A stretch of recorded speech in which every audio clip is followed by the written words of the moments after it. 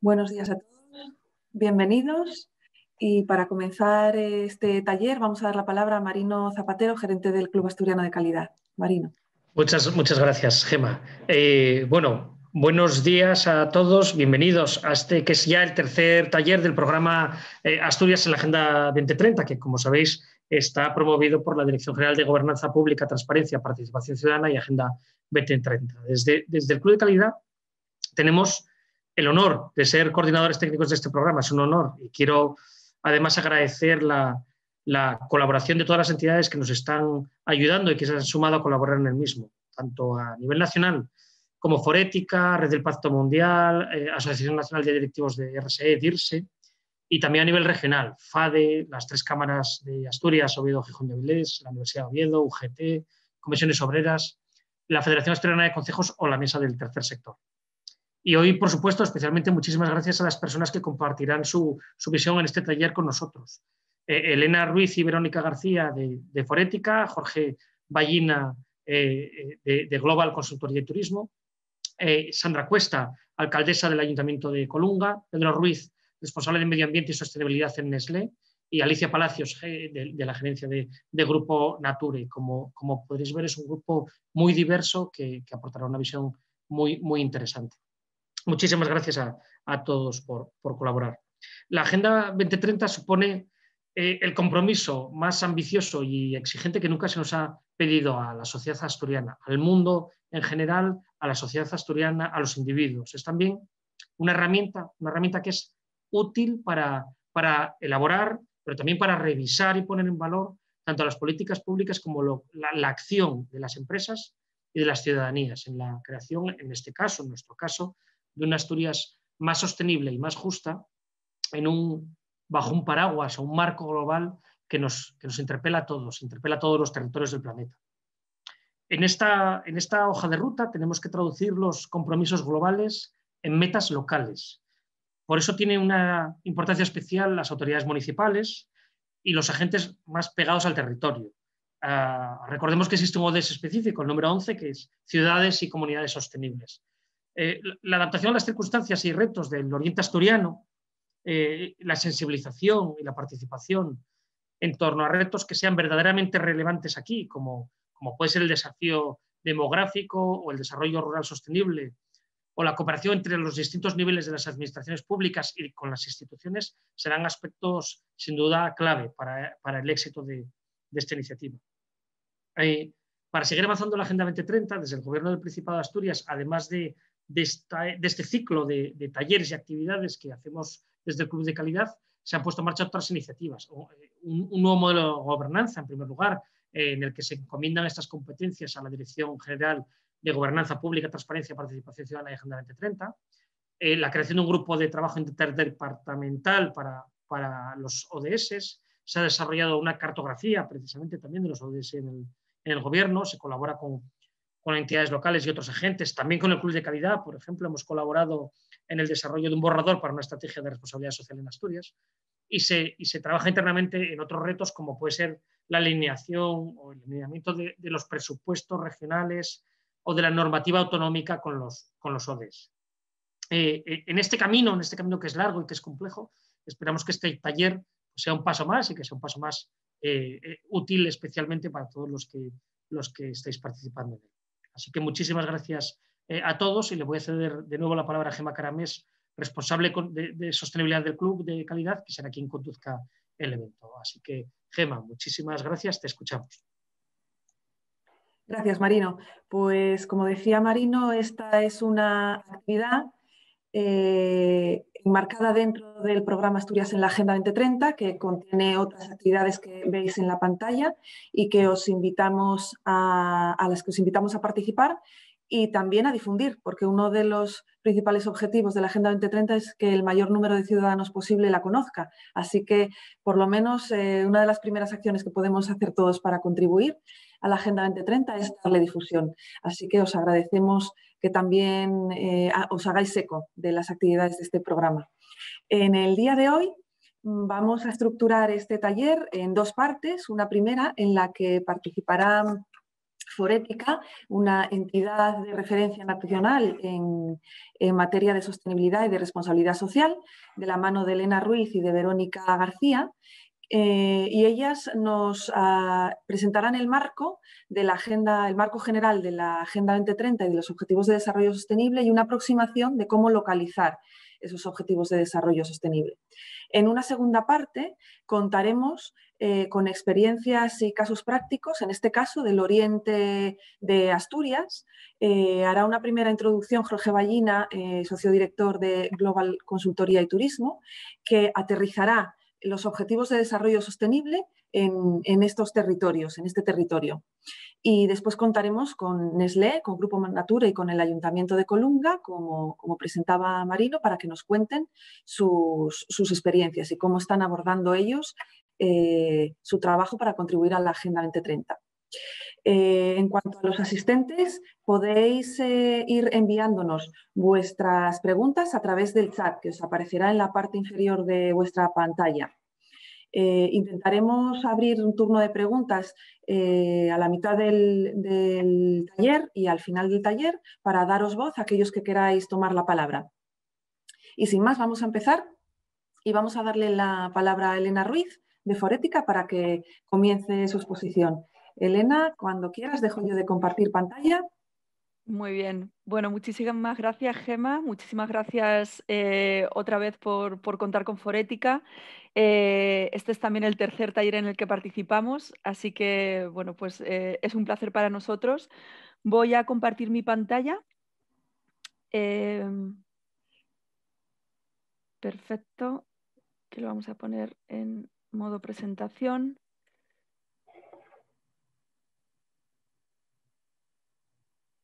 Todavía no vemos el modo presentación. Un segundín. Entiendo que ya sí, ¿no? Sí, ahora, perfecto. Perfecto. Bueno, pues esto lo vamos a poner aquí. Vale, perfecto. Bueno, pues sin más dilaciones, vamos a empezar la presentación que, como decía Gemma, pues nuestra idea es daros una foto de qué es la Agenda 2030 y qué son los Objetivos de Desarrollo Sostenible, pero para entender la importancia de este marco global es necesario que hagamos un repaso sobre las tendencias en materia de sostenibilidad y cómo la crisis COVID ha impactado en materia ambiental, en materia social y en materia de transparencia y buen gobierno, ¿no? en el mundo en el que vivimos. Vamos a ver cómo los distintos grupos de interés pueden contribuir a esta agenda, concretamente empresas y ciudadanía, y luego vamos a ver cuáles son las claves para aterrizar esta agenda global a un contexto local como puede ser el oriente de Asturias. Perdón, que es que no sé por qué no se me pasan ahora. Bueno, pues cuando hablamos de tendencias en sostenibilidad, yo creo que merece la pena hacer una foto de cómo empezaba este año 2020, ¿no? Yo creo que este año empezaba con muy buenas noticias para la sostenibilidad. Como todos sabéis y habréis visto en el telediario, ¿no? Cada enero de todos los años se celebra en Davos un foro global organizado por el Foro Mundial Económico, el World Economic Forum, y este año se marcaba un hito, desde luego sin precedentes, que es el lanzamiento del manifiesto de Davos, en el que se instaba a las empresas a mejorar el tipo de capitalismo que teníamos, ¿no? Y se ponía en cuestión esa idea de que las empresas solamente estuvieran diseñadas para generar un profit económico. Esta idea se hacía también eco, ¿no? El Financial Times o The Economist, ¿no? Medios y plataformas en los que desde luego las empresas siempre se habían vinculado con los aspectos económicos. Y se ponía de manifiesto la idea de que los pasos que hemos dado desde la revolución industrial hasta esta parte no van a ser los pasos que nos van a llevar al siguiente nivel de desarrollo, ¿no?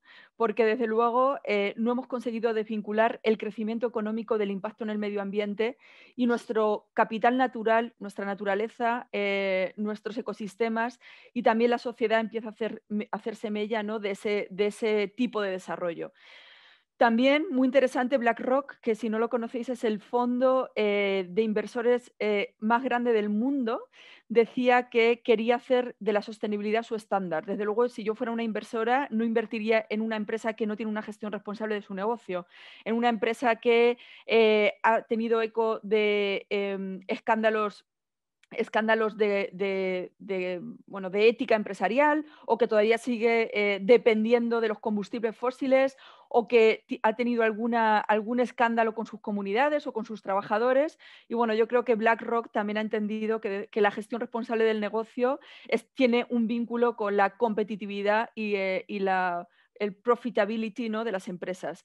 Igualmente, bueno, yo creo que también estamos en un momento interesante, ¿no?, que personajes como Greta Thunberg, que te puede gustar más o menos el personaje, pero que sí que han llevado el cambio climático a la sociedad, ¿no?, a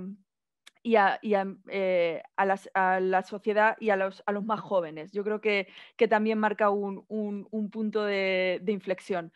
Pues en este año 2020, que empezaba con muy buenas noticias, nadie podía presagiar lo que venía, ¿no?, el coronavirus, que ha venido a complejizar y a poner sobre la mesa las vulnerabilidades de nuestro sistema, de este capitalismo que hablábamos antes, ¿no?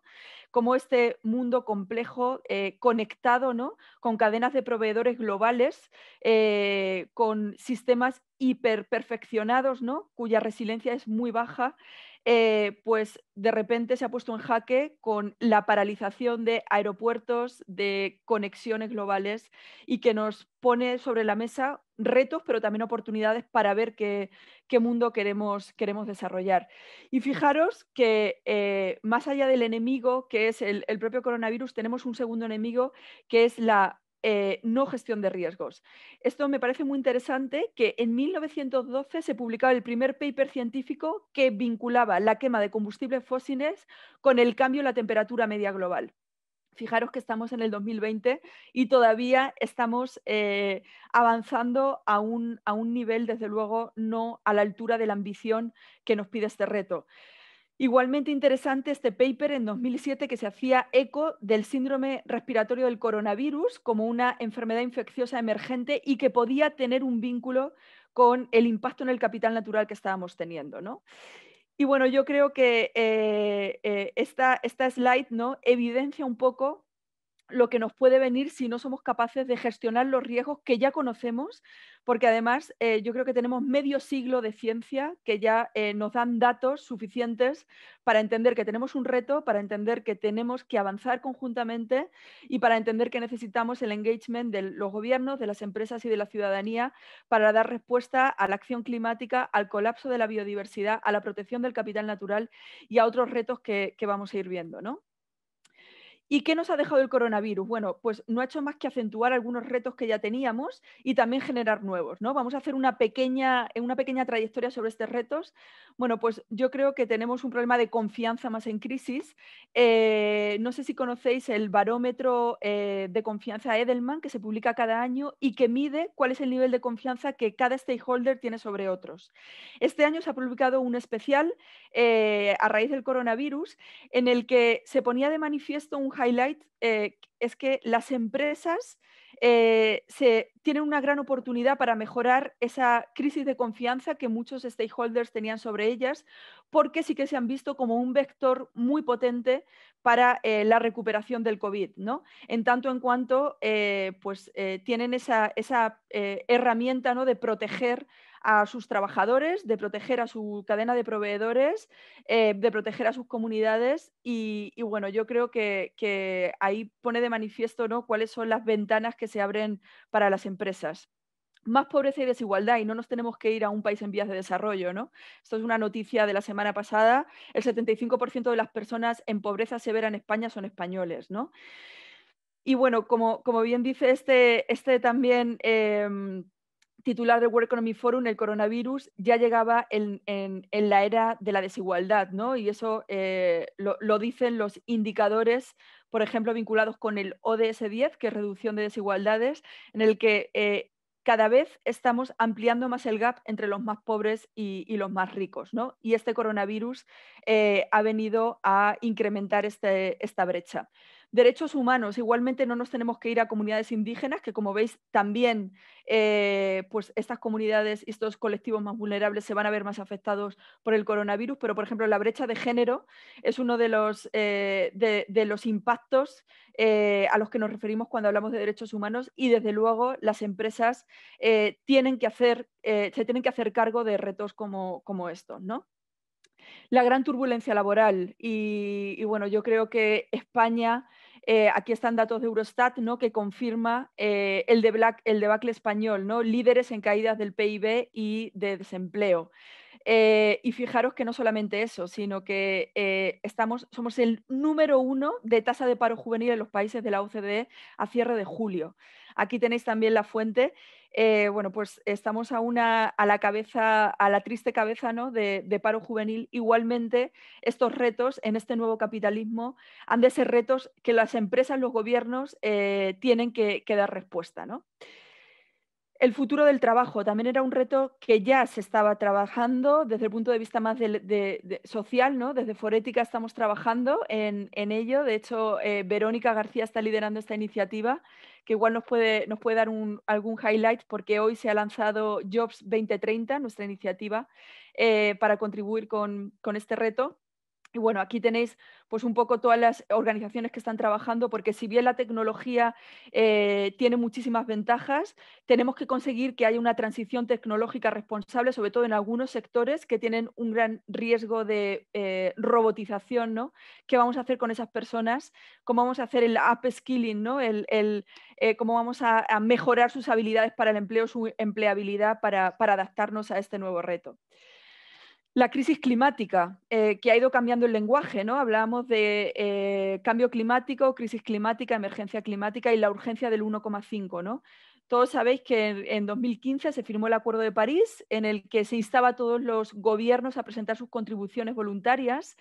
Desgraciadamente, con las contribuciones que tenemos de los países, ni siquiera llegamos a ese 2 grados que había marcado el Acuerdo de París, pero los científicos nos dicen que tenemos que aumentar la ambición y mantener el incremento de temperatura por debajo del 1,5, porque ya estamos sufriendo los impactos del cambio climático, ¿no?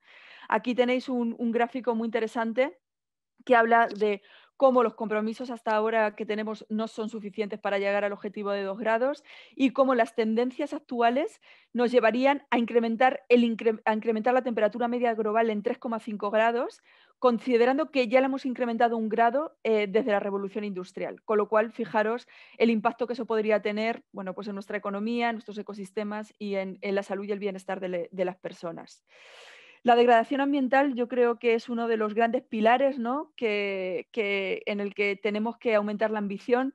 Pues cuando hablamos de degradación ambiental hablamos de la extracción de recursos, de la generación de residuos, de la contaminación del aire, del impacto en la biodiversidad. Aquí os dejo algunos datos que yo creo que son clave y esta es una de las tendencias, ¿no?, de acercar la ciencia al lenguaje empresarial y también a la sociedad.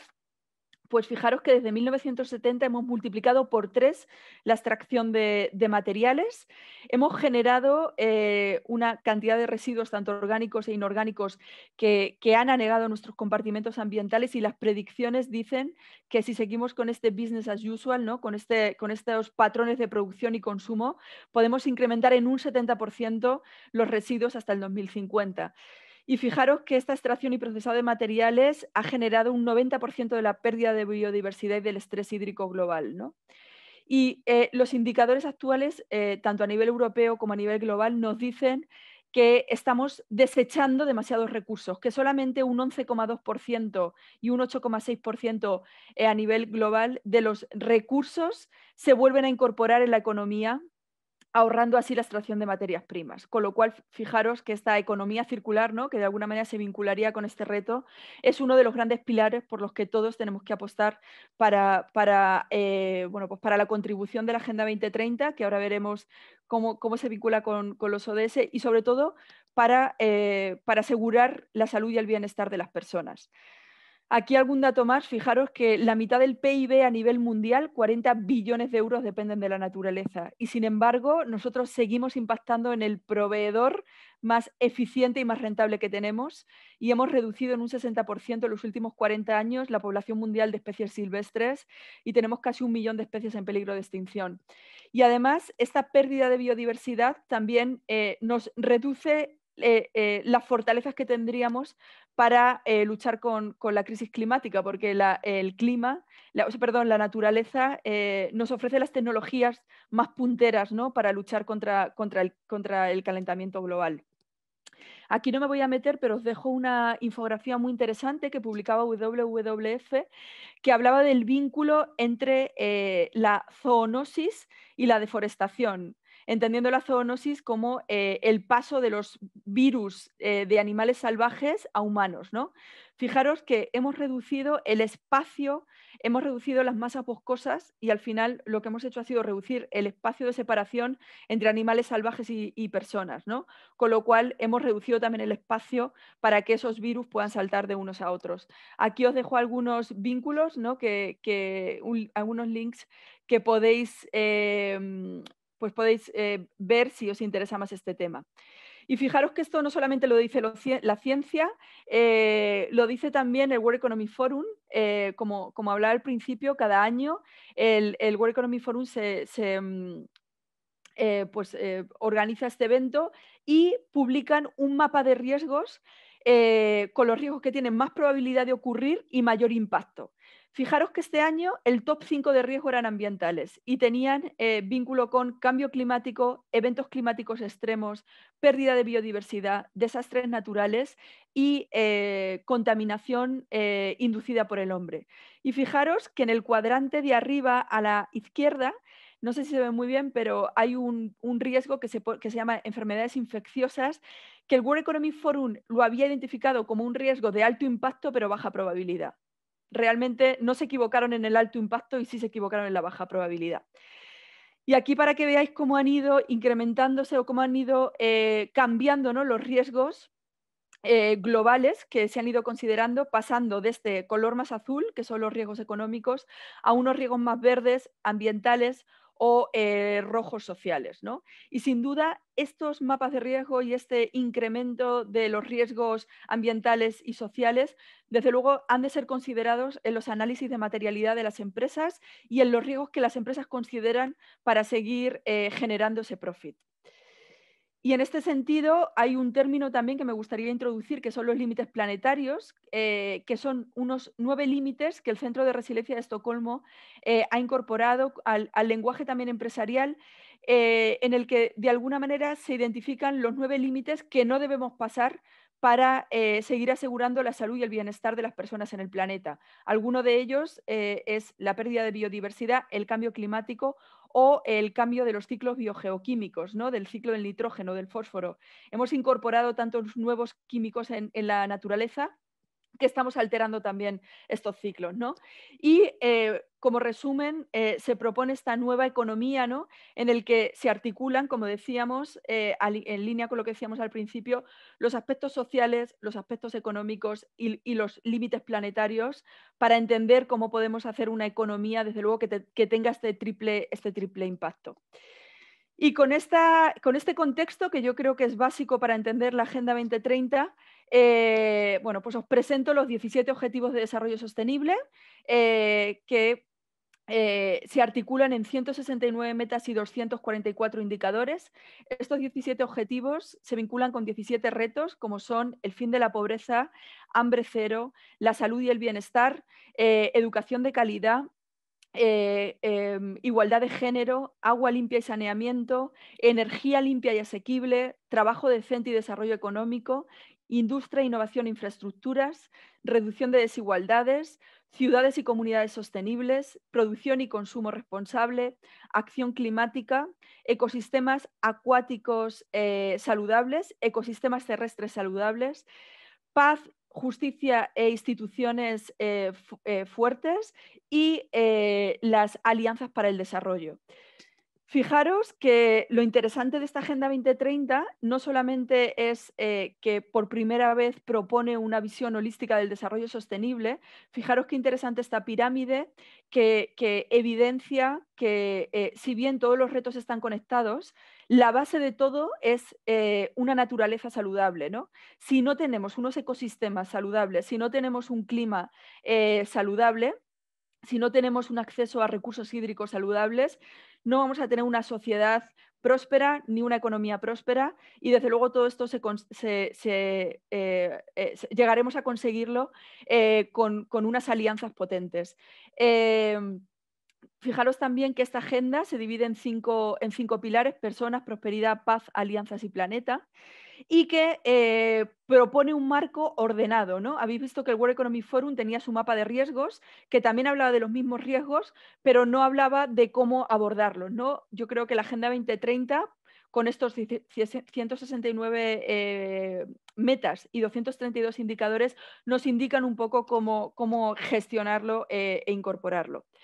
Simplemente os quería dejar un dato interesante, que es, no sé si los que estáis al otro lado sabríais mirar cómo estamos avanzando como mundo, cómo estamos avanzando como Europa y cómo estamos avanzando como España en la consecución de la Agenda 2030. Bueno, pues yo os voy a dejar los datos para que podáis, desde vuestras organizaciones o como sociedad, entender cómo lo estamos haciendo. Bueno, a nivel global, contaros que cada año Naciones Unidas organiza el High Level Political Forum, que es un foro en el que se analiza cómo los países que previamente han reportado sus indicadores, cómo están avanzando, ¿no? Y cada año se publica un informe de seguimiento. Aquí tenéis el de 2020. Si os vais a la web de High Level Political Forum podéis analizarlo. También la Universidad de Cambridge lanza cada año el Sustainable Development Report, que hace un ranking de cómo los países están avanzando en la consecución de la Agenda 2030. Y bueno, os adelanto que tanto el informe de Naciones Unidas como este de la Universidad de Cambridge consideran indicadores previos al COVID, pero ambos hacen un análisis de cómo esta pandemia ha podido impactar, ¿no? Fijaros que nosotros desde Forética hemos lanzado un informe en el que analizamos estos análisis, y no me voy a meter en los datos porque os invito a que leáis el informe, pero hay 5 ODS que han quedado muy impactados por la crisis COVID y que nos llevan, por ejemplo, a datos de extrema pobreza de hace 20 años. Algunos decían que hemos perdido en 25 semanas 25 años de progreso en materia, sobre todo social. Igualmente se identifican estos 8 ODS que han quedado impactados por la crisis COVID. Aquí tenéis también algunos datos.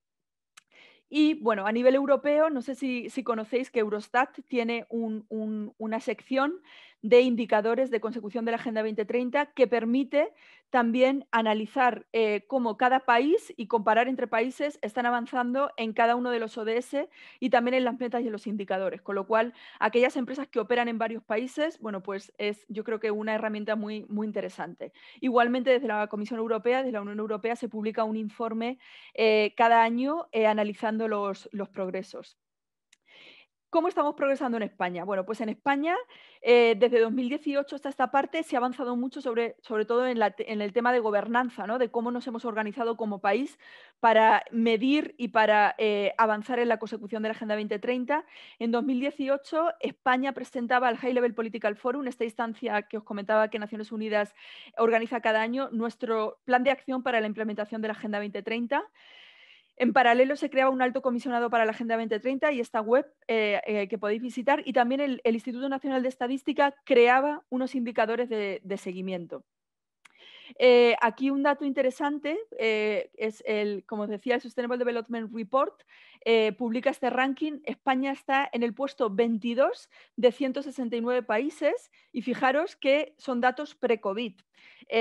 Y ya teníamos el hambre cero en rojo y acción climática también.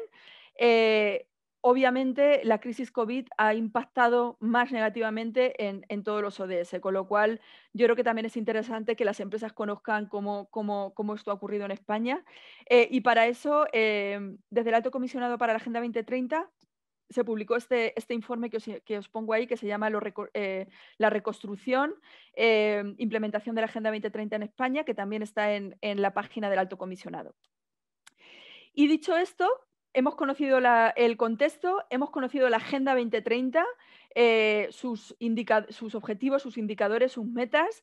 Hemos conocido un poco cómo estamos avanzando a nivel global, que ya os adelanto que si bien no estábamos avanzando con la ambición y con la velocidad que necesitábamos, desde luego la crisis COVID ha hecho que vayamos muy mal para conseguir los ODS en el 2030, y esto se puede extrapolar tanto a nivel europeo como a nivel español. Vamos a ver qué pueden hacer las empresas para contribuir con esto, ¿no?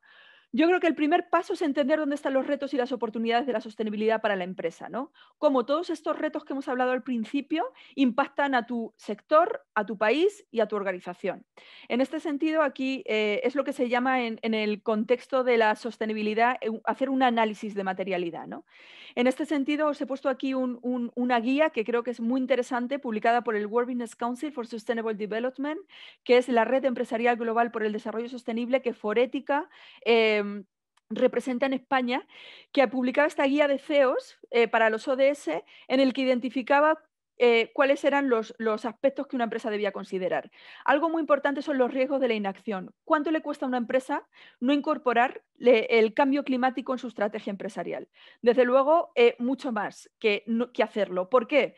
Pues porque hay unas oportunidades asociadas, porque se pide cada vez más transparencia y porque, desde luego, la necesidad de colaborar con otros grupos de interés tiene más oportunidades que riesgos. En este sentido, estamos viendo cómo, por ejemplo, los inversores están buscando cada vez empresas que incorporen una gestión responsable del negocio, cómo hay un despertar de un cliente y un consumidor más consciente, con lo cual aquellas empresas que vayan incorporando todos estos riesgos y aspectos que hemos visto al principio, o sea, sin duda van a tener muchas más oportunidades y van a tener menos riesgos que no haciéndolo, ¿no? Una vez que tenemos los riesgos y las oportunidades, el siguiente paso sería definir una estrategia. Definir una estrategia con objetivos y acciones concretas y vincular eso con la Agenda 2030. Hay distintas maneras de vincularlo. Hay empresas, por ejemplo, que vinculan sus estrategias con los 17 Objetivos de Desarrollo Sostenible, otros que prefieren hacerlo en función de su core business, y ahora tenemos aquí empresas líderes que nos comentarán cómo lo hacen ellos. Con lo cual, bueno, pues yo creo que cada empresa tiene que entender cómo hacerlo. Aquí os he puesto algunos ejemplos, pero cada vez afortunadamente hay más ejemplos de empresas que alinean sus objetivos, sus acciones y sus estrategias con la Agenda 2030. Una vez que conocemos nuestros riesgos y nuestras oportunidades, tenemos una estrategia con nuestros objetivos, nuestras acciones, hay que ver cómo pasamos a la acción. Normalmente lo que hacen las empresas es dividirlo en aspectos ambientales, sociales y de transparencia y buen gobierno. Aquí os dejo algunas tendencias, ¿no?, en cada una de las materias. Bueno, pues en aspectos ambientales, cambio climático, economía circular, capital natural, sostenibilidad urbana, entre otros. Aquí también os he puesto el detalle de cómo bajarlo un poco al terreno y algunos ejemplos de empresas. En materia social, impacto social y derechos humanos, futuro del trabajo, salud y bienestar de los trabajadores, voluntariado corporativo, por ejemplo, son aspectos que las empresas líderes están incorporando en su gestión responsable del negocio. Y en tema de gobernanza y buen gobierno, bueno, pues compromiso de la alta dirección, una política de responsabilidad social pública y disponible para los stakeholders, transparencia y reporting cada vez más, y además está llegando también el fin de la voluntariedad en este sentido. No sé si sabéis que España traspuso el año pasado la Directiva Europea de Divulgación de Información No Financiera, que obliga por ley a las empresas de más de 500 trabajadores a divulgar su desempeño no financiero. Estoy segura que estos requerimientos irán incorporándose cada vez más y dentro de poco todas las empresas tendrán que reportar su desempeño no financiero. Y bueno, ética e integridad empresarial, pues cada vez más empresas tienen un código de conducta, un canal de denuncias interno, ¿no?, para limitar cualquier acción no ética en el contexto empresarial. Y otra de las acciones, desde luego, comunicar, informar y sensibilizar. Aquí os he dejado un un recurso que creo que es muy interesante, que publicó el World Business Council también, que son los objetivos para vivir mejor y que muchas empresas lo han utilizado para ayudar a sus trabajadores a entender qué acciones pueden hacer como trabajadores y como sociedad para contribuir con cada uno de los objetivos de desarrollo sostenible. Así que os invito también a que todas las empresas que estáis al otro lado utilicéis este recurso con vuestros trabajadores. Aquí también os dejo algunas herramientas para la acción. Bueno, pues la ISO 26001, por ejemplo, que es una ISO que, si bien no es certificable, sí que ayuda a las empresas a entender dónde están los aspectos a gestionar. Bueno, pues la estrategia, bueno, la norma que tiene AENOR para gestionar la responsabilidad social en las empresas, los 10 principios de Global Compact, el SDG Compass, que es una hoja de ruta para incorporar los ODS en la estrategia empresarial y contribuir a maximizar el impacto, y también una guía que ha lanzado ISO para alinear las ISO, ¿no? La ISO 14000 o ISO 9001 que muchas empresas tienen con el impacto en la Agenda 2030. También otras aquí como FR o SA 8000 o algunos sellos como Biqual o aquellos para las empresas por una sociedad libre de violencia de género. Aquí os dejo nuestra SG21, que es una norma que también se certifica como una ISO. Forética es el dueño de la norma y aquí veis que tiene 9 áreas de acción y 43 requisitos que muchas empresas, bueno, pues se certifican, pero algunas otras lo utilizan como checklist para entender cuáles son los requisitos que deberían seguir cumpliendo para avanzar en esta gestión responsable del negocio. Y para acabar mi intervención, simplemente mandar un mensaje de que se necesita, desde luego, más ambición, más acción, más transparencia, más alianzas y más engagement por parte de las empresas. Yo creo que estamos en estos 10 años, en esta década que tenemos por delante hasta el 2030, perdón. Desde luego, todos desde nuestro sitio, desde nuestras organizaciones, tenemos que incrementar la ambición. Y después mi compañera Verónica os hablará de cómo bajar toda esta información al contexto más local. Hasta aquí mi intervención. Voy a dejar de compartir pantalla. Dejamos las preguntas para después, si tenéis alguna de ellas. Y bueno, pues le doy la palabra a mi compañera Verónica, que seguirá con la intervención. Muchas gracias a todos por el interés y por la atención. Muchas gracias, Elena. Bueno, muchas gracias por contar con Forética. Encantada de estar de nuevo en estos talleres con vosotros para hablar de la Agenda 2030 en Asturias. Y este segundo bloque de la presentación lo vamos a centrar en la localización de los ODS. Venimos de hablar de esas tendencias más globales, de una agenda global, ¿no?, que llama a la acción a todos los actores.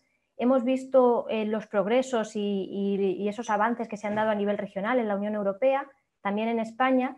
Y ahora lo que es interesante ver es cómo localizamos esos ODS, cómo damos ese paso de lo global a lo local y qué podemos hacer desde nuestros territorios para contribuir a la implementación de los 17 objetivos.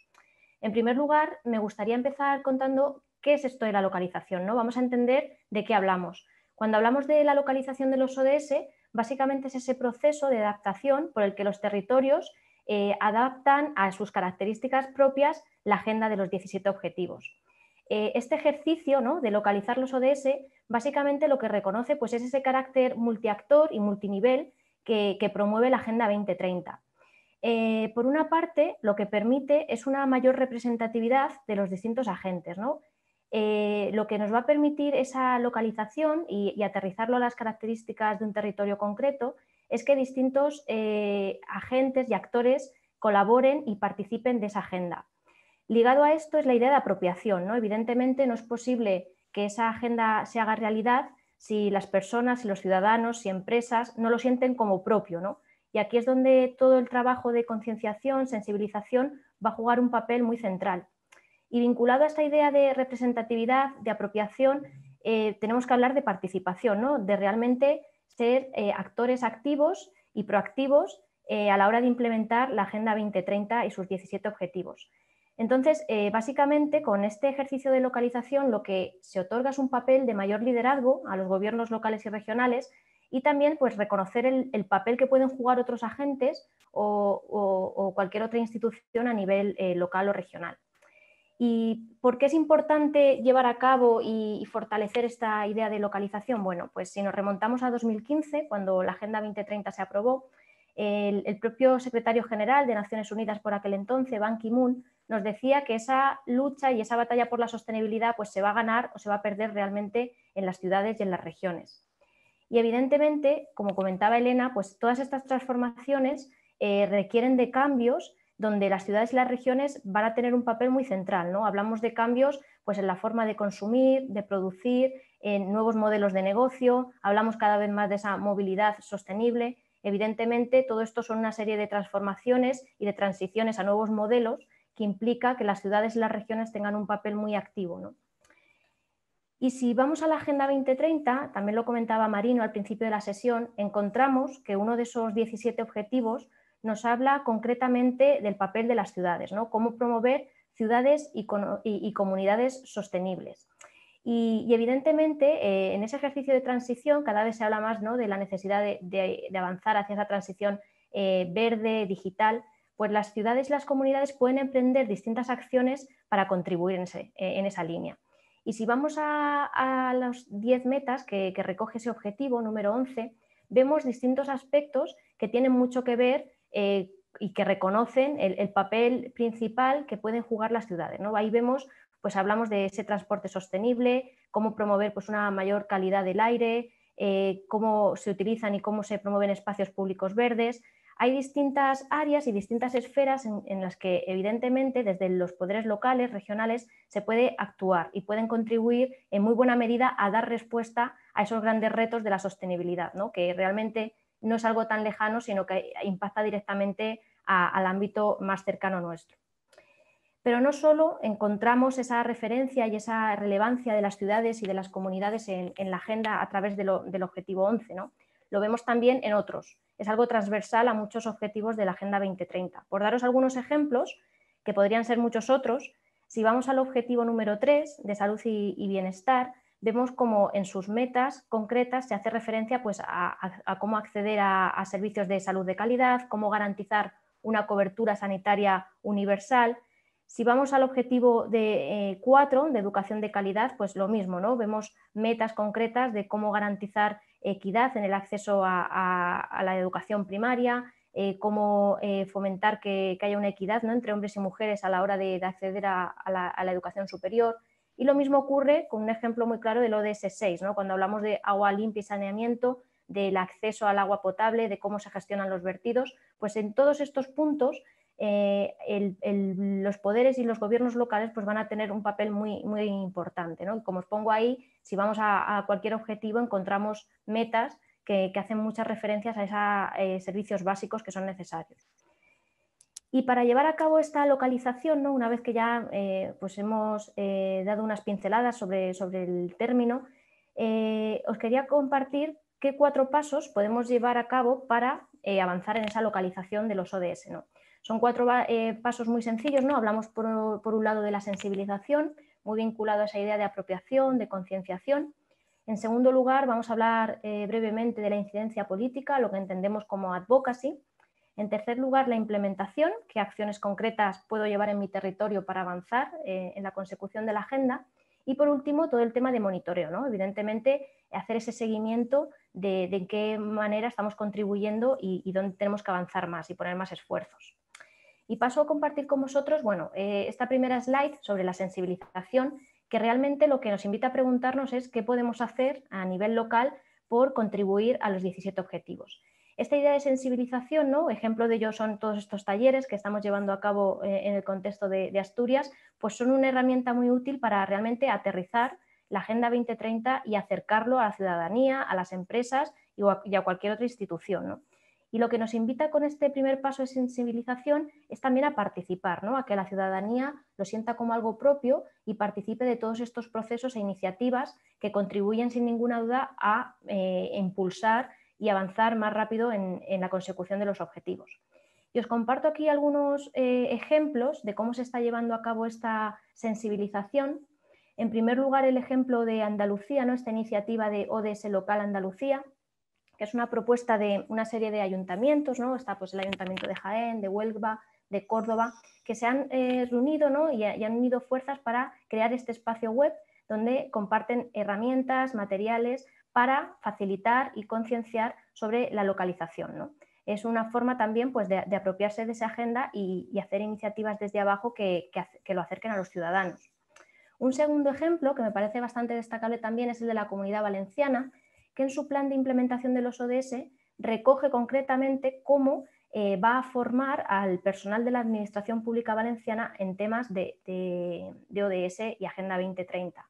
Y toda esta idea de educar y de concienciar, sensibilizar sobre la agenda, también lo vemos a nivel de los centros educativos, ¿no? Y hace tan solo unos días se publicaba este informe, ¿no? de cómo se están incorporando cada vez más en los currículos, ¿no? de formación todos los temas vinculados a los ODS.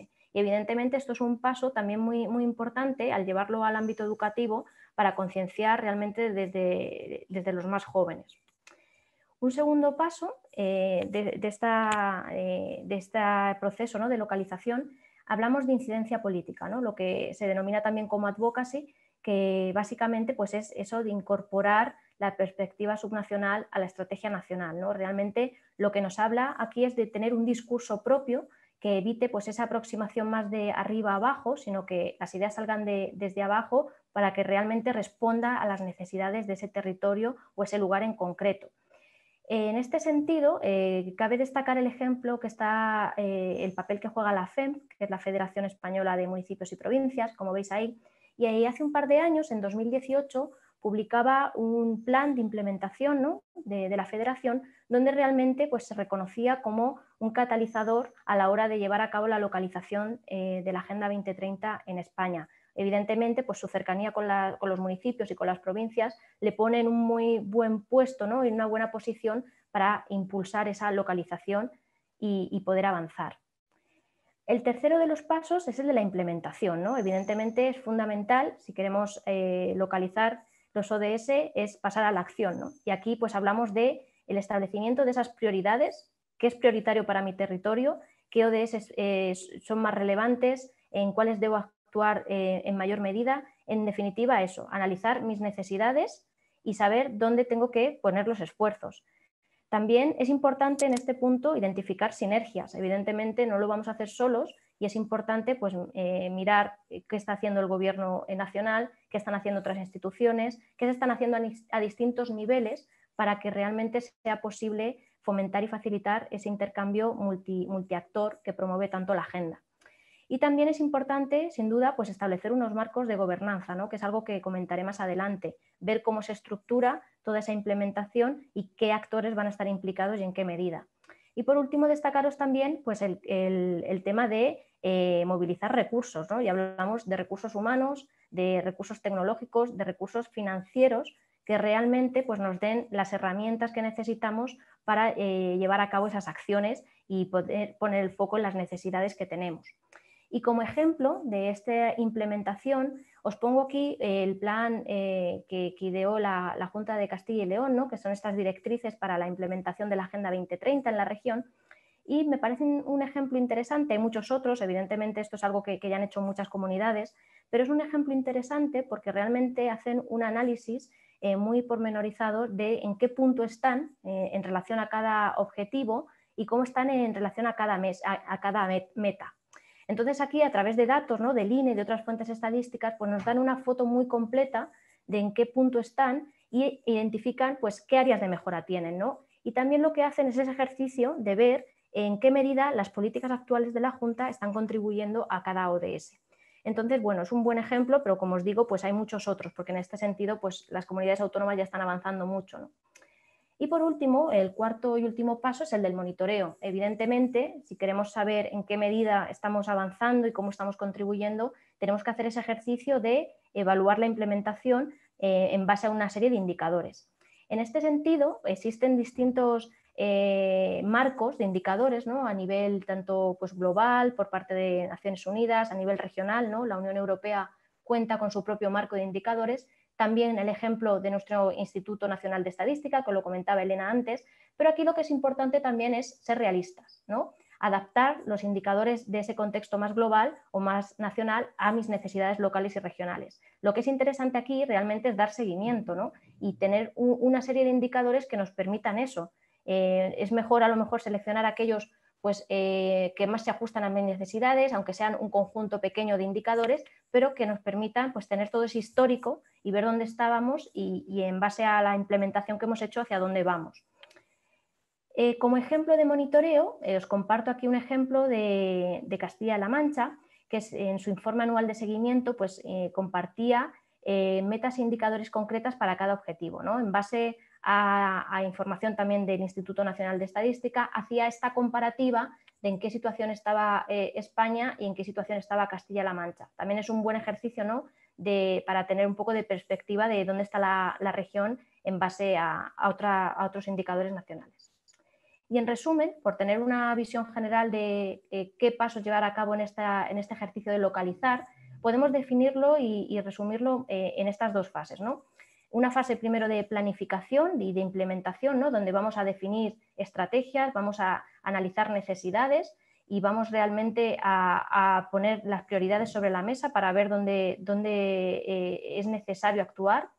Y en segundo lugar, la fase de monitoreo. Evidentemente, como os decía, es fundamental hacer esa selección de indicadores que nos permitan conocer dónde estoy y hacia dónde quiero ir, ¿no? Y estos dos elementos nos van a permitir, pues, por una parte, la idea de apropiación, otra vez fundamental, ¿no? Sentir la agenda como algo cercano, algo propio, y también la rendición de cuentas, porque evidentemente todo este ejercicio de monitoreo y de seguimiento, al fin y al cabo, promueve la transparencia, ¿no? Promueve compartir datos e información relevante que nos permite saber dónde estamos y hacia dónde vamos. Y como herramientas de interés que os pueden ser útiles a la hora de conocer más la localización, ¿no? Y facilitar pues, todo ese proceso, os quiero dejar dos ejemplos, ¿no? Por una parte, todo el trabajo que está haciendo esta organización, ¿no? De Ciudades y Gobiernos Locales Unidos, donde recogen en su página web una serie de fichas informativas con cada ODS y qué papel pueden jugar los gobiernos locales, ¿no? Es bastante visual y bastante accesible, por lo que si os interesa pues, os recomiendo que le echéis un vistazo. Y un segundo ejemplo, por supuesto, desde Naciones Unidas, pues también se está promoviendo en buena medida todo el tema de la localización. Y a través de esta iniciativa de Local 2030, pues ofrecen una serie de herramientas y de plataformas donde se pueden encontrar materiales bastante interesantes en torno a estos temas. Y ahora me gustaría entrar a analizar cómo está siendo la localización en España, ¿no? Os comentaba Elena antes también que España está haciendo estos informes de seguimiento de la Agenda 2030, ¿no? Para ver en qué puesto estamos, cómo estamos internamente. Y lo que es interesante ver en el informe que se publicaba este verano, ¿no? De Reconstruir lo Común, nos hacía una foto bastante completa de cómo estamos avanzando en los temas de gobernanza y cuál está siendo el papel de las comunidades autónomas y de las entidades subnacionales. Y por daros una imagen global, ¿no? De cuáles son esas dimensiones de la gobernanza, lo que vemos es que realmente se está dando una colaboración multiactor entre distintas instancias que lo que están facilitando es acelerar esos espacios de diálogo y de acción para contribuir a la Agenda 2030. Como veis ahí, también destacar que la colaboración entre actores se está ampliando pues, más allá de las instituciones públicas, ¿no? Que también está jugando un papel fundamental el sector privado, entre ellos las empresas, la sociedad civil, los movimientos sociales y, por supuesto, la academia, ¿no? El papel que pueden jugar las universidades y los centros educativos. Y en este sentido, lo que nos ofrece también el informe, ¿no? De progreso que se publicaba en verano de este año es cómo están respondiendo las comunidades autónomas. Lo que vemos es que cada vez son más las comunidades autónomas que cuentan pues, con comités o con comisiones dentro de sus organismos que se dedican concretamente a la implementación de la Agenda 2030, ¿no? Y esa alineación de las políticas, lo que es una muy buena señal de que hay una mayor sensibilización y un mayor trabajo en esta materia a nivel comunidad autónoma. Aquí os traigo algunos ejemplos porque evidentemente todo ese ejercicio de mejor gobernanza viene de la mano con una serie de planes y de estrategias de implementación, ¿no? Ya son muchas las comunidades autónomas que cuentan con estas líneas de trabajo. Ahí os pongo algunos ejemplos, ¿no? Como el de la Junta de Andalucía, el Gobierno vasco que cuenta con un documento de contribución a la Agenda 2030 o la Estrategia Aragonesa de Desarrollo Sostenible. Y también pues, es interesante ver todos los avances que se están dando por parte de Asturias, ¿no? Por esa alineación de las políticas a la Agenda 2030 y por ese impulso a la Estrategia de Desarrollo Sostenible. Por conocer un poco más cómo están evolucionando las comunidades autónomas, esta imagen también es de ese informe de progreso de 2020 y lo que vemos es unos resultados bastante positivos, ¿no? En el sentido de que vemos que en tema de mecanismos para la coordinación, pues temas de gobernanza, planes y estrategias, cómo las comunidades están desarrollando sus indicadores, lo que vemos es un predominio del verde, ¿no? Lo que significa que se está desarrollando y que cada vez más son las comunidades autónomas que están trabajando en esta línea. Por lo tanto, tenemos una imagen bastante positiva de estos progresos. Y por último, ya hemos hablado bastante de comunidades autónomas, quería hacer un poquito de zoom en el tema de las ciudades, ¿no? Como decía al principio de la presentación, es imposible entender y realmente querer avanzar si no tenemos en cuenta el papel que pueden jugar las ciudades. Y en esta línea, el año pasado, ¿no? En 2019, se publicaba este índice que recoge cómo están 50 ciudades europeas en base a una serie de indicadores, ¿no? Vemos que la primera ciudad española que figura ahí es Madrid, en el puesto 28, le sigue Barcelona en el puesto 30 y evidentemente es muy interesante conocer en qué medida están progresando las distintas ciudades europeas, porque más allá de conocer qué ciudad está en el puesto 1, en el puesto 2, lo que nos da también es una serie de ideas cuando vamos al documento para conocer, bueno, por qué hace que Oslo esté en el puesto 1, ¿no? ¿Qué iniciativas, qué trabajo están haciendo para realmente estar avanzando en la implementación de la agenda? Y es importante también conocer la situación de las principales ciudades europeas, porque lo que nos reflejan los informes de progreso a nivel regional es que la Unión Europea pues, no está en el buen camino para alcanzar estos objetivos en 2030. Entonces, en base a estos índices, pues, nos permite conocer buenas prácticas y también ver qué áreas de mejora podemos trabajar. Como ejemplos de localización en las ciudades, os traigo dos ejemplos muy brevemente. El caso de Barcelona es interesante porque se ha comprometido este año a alinear todas sus políticas del ayuntamiento con la Agenda 2030, lo que es un paso bastante importante, ¿no? Ese compromiso público por realmente avanzar e integrar la Agenda 2030 en todas las políticas e iniciativas que desarrolle. Y también el ejemplo de Madrid, ¿no? Que fue ya en 2018 cuando presentaban este borrador, ¿no? de estrategia para la implementación de la Agenda 2030. Lo que vemos es que hay avances y hay iniciativas, pero evidentemente pues, que es un proceso lento, ¿no?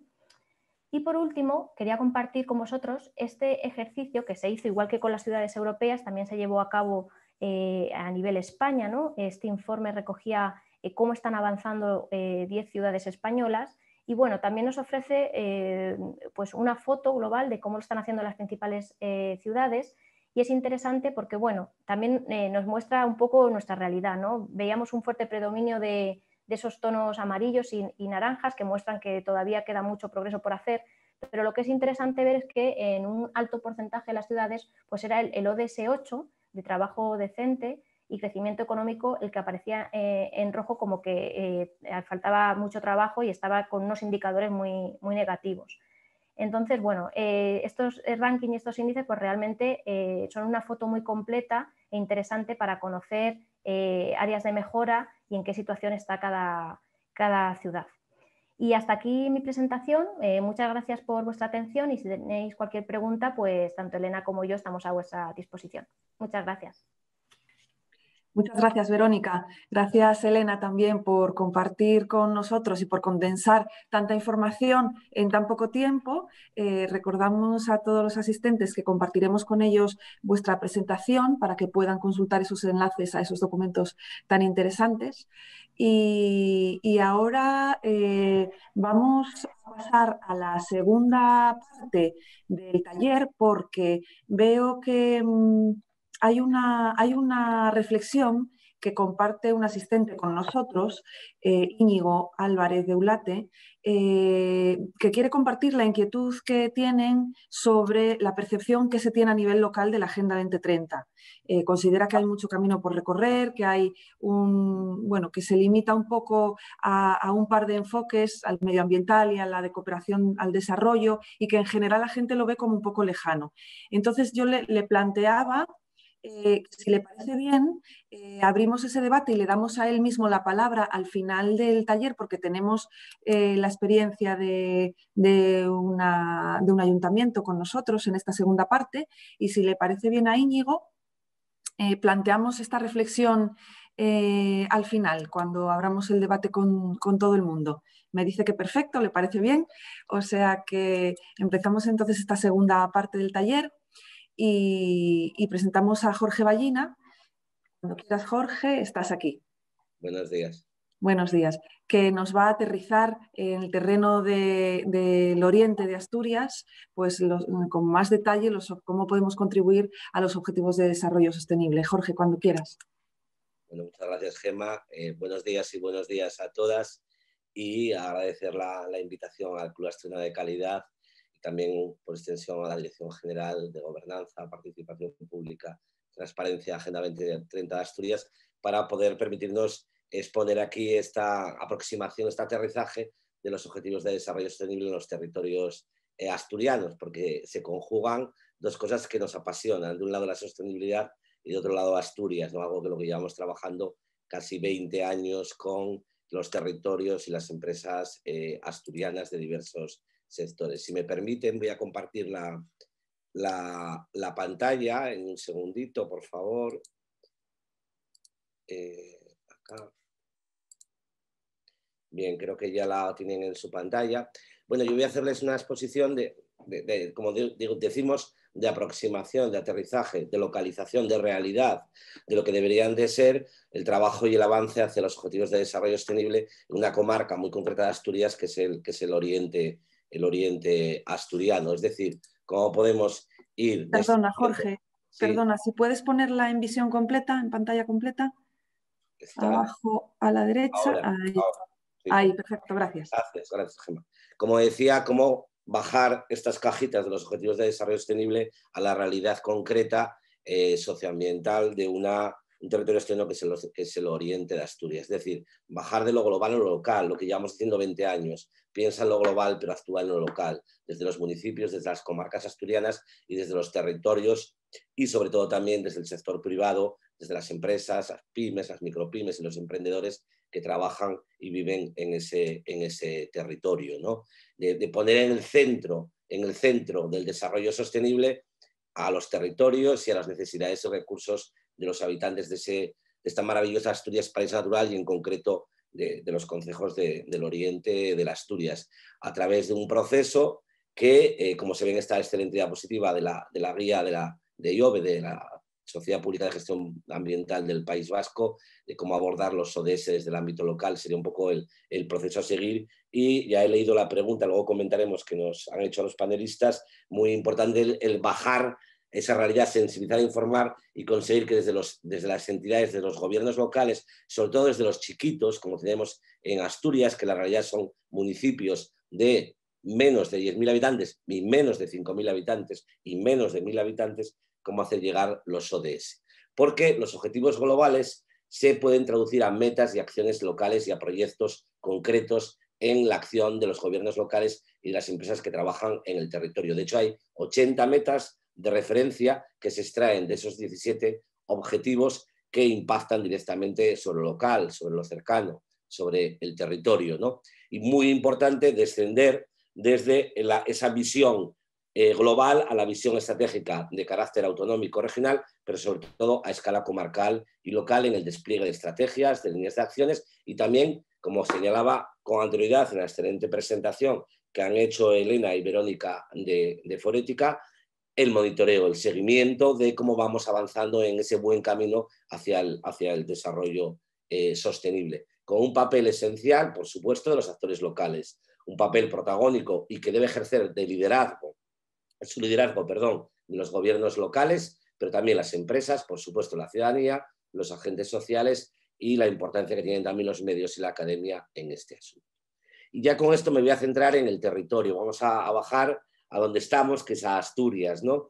Y muy brevemente, como antes se mencionó, Asturias está trabajando en una estrategia, Agenda 2030, una estrategia de desarrollo sostenible en el horizonte 2030 para avanzar hacia el logro de esos 17 ODS, y los retos los tenemos muy claros como nos ha trasladado ya en muchas ocasiones el Gobierno del Principado de Asturias, que es el reto demográfico, la transición energética justa hacia un modelo energético más limpio y verde, favorecer la industria competitiva, por supuesto promover la innovación, asegurar y mejorar la calidad en el empleo, avanzar hacia la igualdad real de hombres y mujeres, el empoderamiento, sobre todo en el mundo rural, y asegurar, por supuesto, servicios públicos de calidad y trabajar también en algo que creo que en nuestra región todavía, si bien ha mejorado mucho en los últimos 30 años, le toca bastante, que es la conectividad, sobre todo en las áreas rurales y la movilidad interterritorial entre las diferentes áreas de Asturias, oriente, centro, occidente, montaña y cuencas centrales.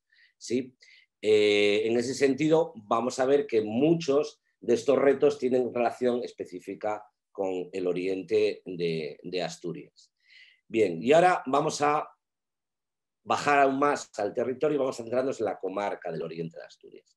Entiendo como comarca del oriente de Asturias la que está definida en los planes de desarrollo territorial del Principado de Asturias hace muchos años, que digamos sería el área oriental de Asturias hacia el límite con Cantabria, que más o menos, por entendernos entre asturianos, estaría más allá de media hora del centro de los dos principales ciudades de la región, que es Gijón y que es Oviedo, y que estaría conformada por los municipios por la costa de Colunga, de Caravia, de Ribadesella, de Llanes y Ribadedeva, y por el interior de Piloña, de Parres, de Ponga, de Amieva, de Cangas de Onís, de Cabrales, de Peñamellera Baja y de Peñamellera Alta. Eso no quiere decir que hay municipios colindantes a ese área, como es el tema de Villaviciosa, de Nava, de Sariego, donde también podríamos estar hablando de Oriente. Pero los indicadores territoriales a los cuales me voy a referir se centran en esta comarca específica del Oriente, que es como viene definida desde hace mucho tiempo en los programas de desarrollo territorial del Principado de Asturias. Y ya en esta diapositiva vemos algunos aspectos clave que nos van a permitir hablar de desarrollo sostenible. Estamos hablando de una comarca que ocupa tan solo el 16,24% del territorio asturiano y donde solo viven el 4,73% de los habitantes del Principado de Asturias. Estamos hablando de una comarca donde hay una intensa actividad, en particular turística, a lo cual nos referiremos de aquí en adelante, pero donde es menos la densidad poblacional, es un tercio inferior al resto de Asturias. Todos sabemos la gran concentración que tiene de habitantes y de actividades el área central de Asturias. Pero creo que un reto muy importante es esa dispersión territorial, esa polarización en el territorio del desarrollo sostenible para que no se queden verdaderamente nadie atrás. Una frase que ahora escuchamos constantemente en los medios, ¿no? Tenemos también aproximadamente un 12,4% de desempleo, algo menor a la media regional, pero no olvidemos que este dato está tomado en las estadísticas de agosto, teniendo en cuenta la estacionalidad que tiene la actividad principalmente turística en este territorio del Oriente, estaríamos hablando de un desempleo seguramente mayor en las épocas invernales. Bien, tan solo, además, el 4,46% de los empleos de Asturias implican estos territorios, estos concejos del Oriente, donde, como sucede en nuestra comunidad autónoma, hay un abrumador peso del sector servicios, con un peso de aproximadamente un 20% del sector público, estamos hablando de administración, local, etcétera, educación y sanidad, un 14,5% del comercio y casi un 20% de actividad hostelera. El turismo no solo es hostelería, es una cadena de valor que incluye turismo, comercio, transporte y otras actividades como la producción local. El turismo es esencial en esta área y todos somos conscientes de ello. Es el principal área turística de Asturias y es un aspecto esencial y va a condicionar muy mucho el análisis, el diagnóstico y las recomendaciones para la acción que vamos a ver a continuación en relación con los objetivos de desarrollo sostenible para el occidente de Asturias. Y también vamos a incidir un poco, sobre todo desde nuestra perspectiva, creo que muchos de ustedes coincidirán en la necesidad de regenerar ese modelo turístico, y avanzar aún más hacia un modelo turístico sostenible que conlleva una serie de cuestiones que luego comentaremos. Es también una zona con una muy baja actividad industrial. Luego veremos un ejemplo de una actividad industrial, además una empresa multinacional por todos nosotros conocida en nuestra cesta de la compra y en nuestro consumo diario además, pero tiene muy poca actividad industrial. Y tiene una actividad primaria, ganadera fundamentalmente, muy concentrada en lo que es la zona de influencia socioeconómica del Parque Nacional de los Picos de Europa, que también veremos que tiene unas oportunidades y unos retos importantes porque es una producción ganadera muy poco diversificada y con otra serie de condicionantes que también son relevantes desde la perspectiva de la sostenibilidad y de los ODS. Comentado esto, sí me gustaría comenzar antes de exponerles algunas recomendaciones, ideas, fuerza para la acción desde la perspectiva de los gobiernos locales y desde la perspectiva del sector privado, que es lo que nos vamos a centrar en relación con los objetivos de desarrollo sostenible, plantearles lo primero, que es conocer el territorio, bajar a la realidad. Como decimos, yo comentaba antes que llevamos trabajando en la sostenibilidad y en Asturias en los últimos 20 años y eso es algo que nos caracteriza y que nos apasiona y es pisar el territorio, bajar directamente al territorio, pero siempre con una cosa muy importante, que es ver las cosas desde arriba. Es decir, tener esa perspectiva de aproximarse a la realidad para hacer un diagnóstico real de la situación de un territorio y ver qué necesidades tienen sus habitantes, su tejido industrial, qué necesidades representa el desarrollo sostenible para esta comarca asturiana en concreto.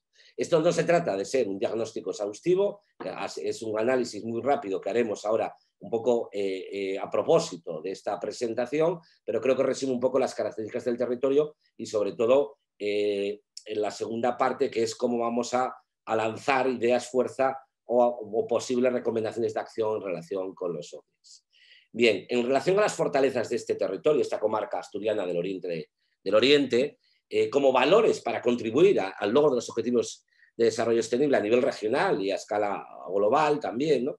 Estamos hablando de un territorio que tiene dos reservas de la biosfera. Tiene la parte asturiana, todo lo que es el Parque Nacional de Picos de Europa, el segundo parque declarado como espacio natural protegido en el mundo, después de Yellowstone, supongo que muchos lo sabrán, y más recientemente el Parque Natural y Reserva de la Biosfera de Ponga. Pero es que además tiene otros muchos espacios naturales protegidos, es decir, áreas de especial sensibilidad ambiental y que forman parte de la Red Natura 2000 de espacios naturales protegidos y que es uno de los principales también atractivos que tiene para la actividad turística, pero también debemos de hacerlo llegar a otro tipo de actividades, no solo la turística. Un importante patrimonio cultural, estamos hablando de un patrimonio cultural tangible, intangible e impresionante, no solo el santuario de Covadonga, sino todo lo que es el patrimonio arquitectónico, el patrimonio rural y también el patrimonio intangible de las culturas y costumbres del oriente asturiano, tan características y diferenciadoras de otras comarcas de Asturias. Otra de sus fortalezas es precisamente por la protección y la conservación ambiental del territorio, la excelente conservación de los ecosistemas y de la biodiversidad en las zonas de alta montaña. Estamos hablando de un territorio donde hay productos agroalimentarios asociados a esa calidad ambiental y a esos espacios protegidos. Se nos podrá venir a la cabeza el queso Cabrales, el queso Gamonedo, por citar solo dos ejemplos. Hay también una fuerte diferenciación en ese sentido de la calidad de los productos locales, denominaciones de origen protegida, indicaciones geográficas protegidas. También estamos hablando de la sidra, de la carne, de muchos otros productos. Un territorio muy bien comunicado en el centro del corredor cantábrico, perfectamente comunicado y sobre todo con un sector turístico muy desarrollado, con una fuerte demanda, cada vez menos estacional, pero todavía con una fuerte estacionalidad y una fuerte demanda turística que también debemos de extenderla a lo que es la producción local. Pero en relación a las debilidades que presenta ese territorio, que deberíamos de pensar en debilidades en cuanto a los retos en la consecución de los ODS por parte del Oriente asturiano, estaríamos hablando del reto demográfico, del envejecimiento y de la masculinización, sobre todo en las áreas rurales del interior, de la concentración de la población en pocos concejos, y en particularmente en Cangas de Onís, Arriondas y las villas marineras, y con ciertos desequilibrios territoriales bastante relevantes en algunos concejos de esta parte del oriente de Asturias. De un sector primario muy poco diversificado, como comentaba antes, de, si no escasez, sí una menor oferta de centros de investigación, de formación, etcétera, de los que tenemos en el centro de Asturias. También es cierto que la distancia es poco más de o menos de 1 hora, pero es verdad que se podría trabajar mucho en esta línea, de una estacionalidad todavía muy marcada, y de una diversificación, a mi modo de ver, escasa todavía de la oferta turística en el oriente de Asturias, y eso viene a marcar una temporalidad en el empleo verdaderamente importante, ¿no? Y, por otro lado, ¿cuáles serían las barreras para avanzar en los objetivos de desarrollo sostenible en el oriente asturiano? A nuestro modo de ver, esas barreras son las amenazas, según un análisis DAFO, ¿no? Es decir, son las amenazas que representa ese territorio. Y creo que hay una que forma parte del debate casi colectivo y coloquial en nuestros bares, chigres y sidrerías, que es el overtourism. Es decir, la fuerte presión turística sobre áreas y recursos de gran valor ecológico, la masificación turística en los meses estivales en esta zona. Creo que es una amenaza verdaderamente importante y que nos debe de seguir haciendo reflexionar y desarrollando actuaciones para regenerar ese modelo de desarrollo turístico. Por otra parte, otra amenaza es también la pérdida de competitividad turística respecto a otros destinos.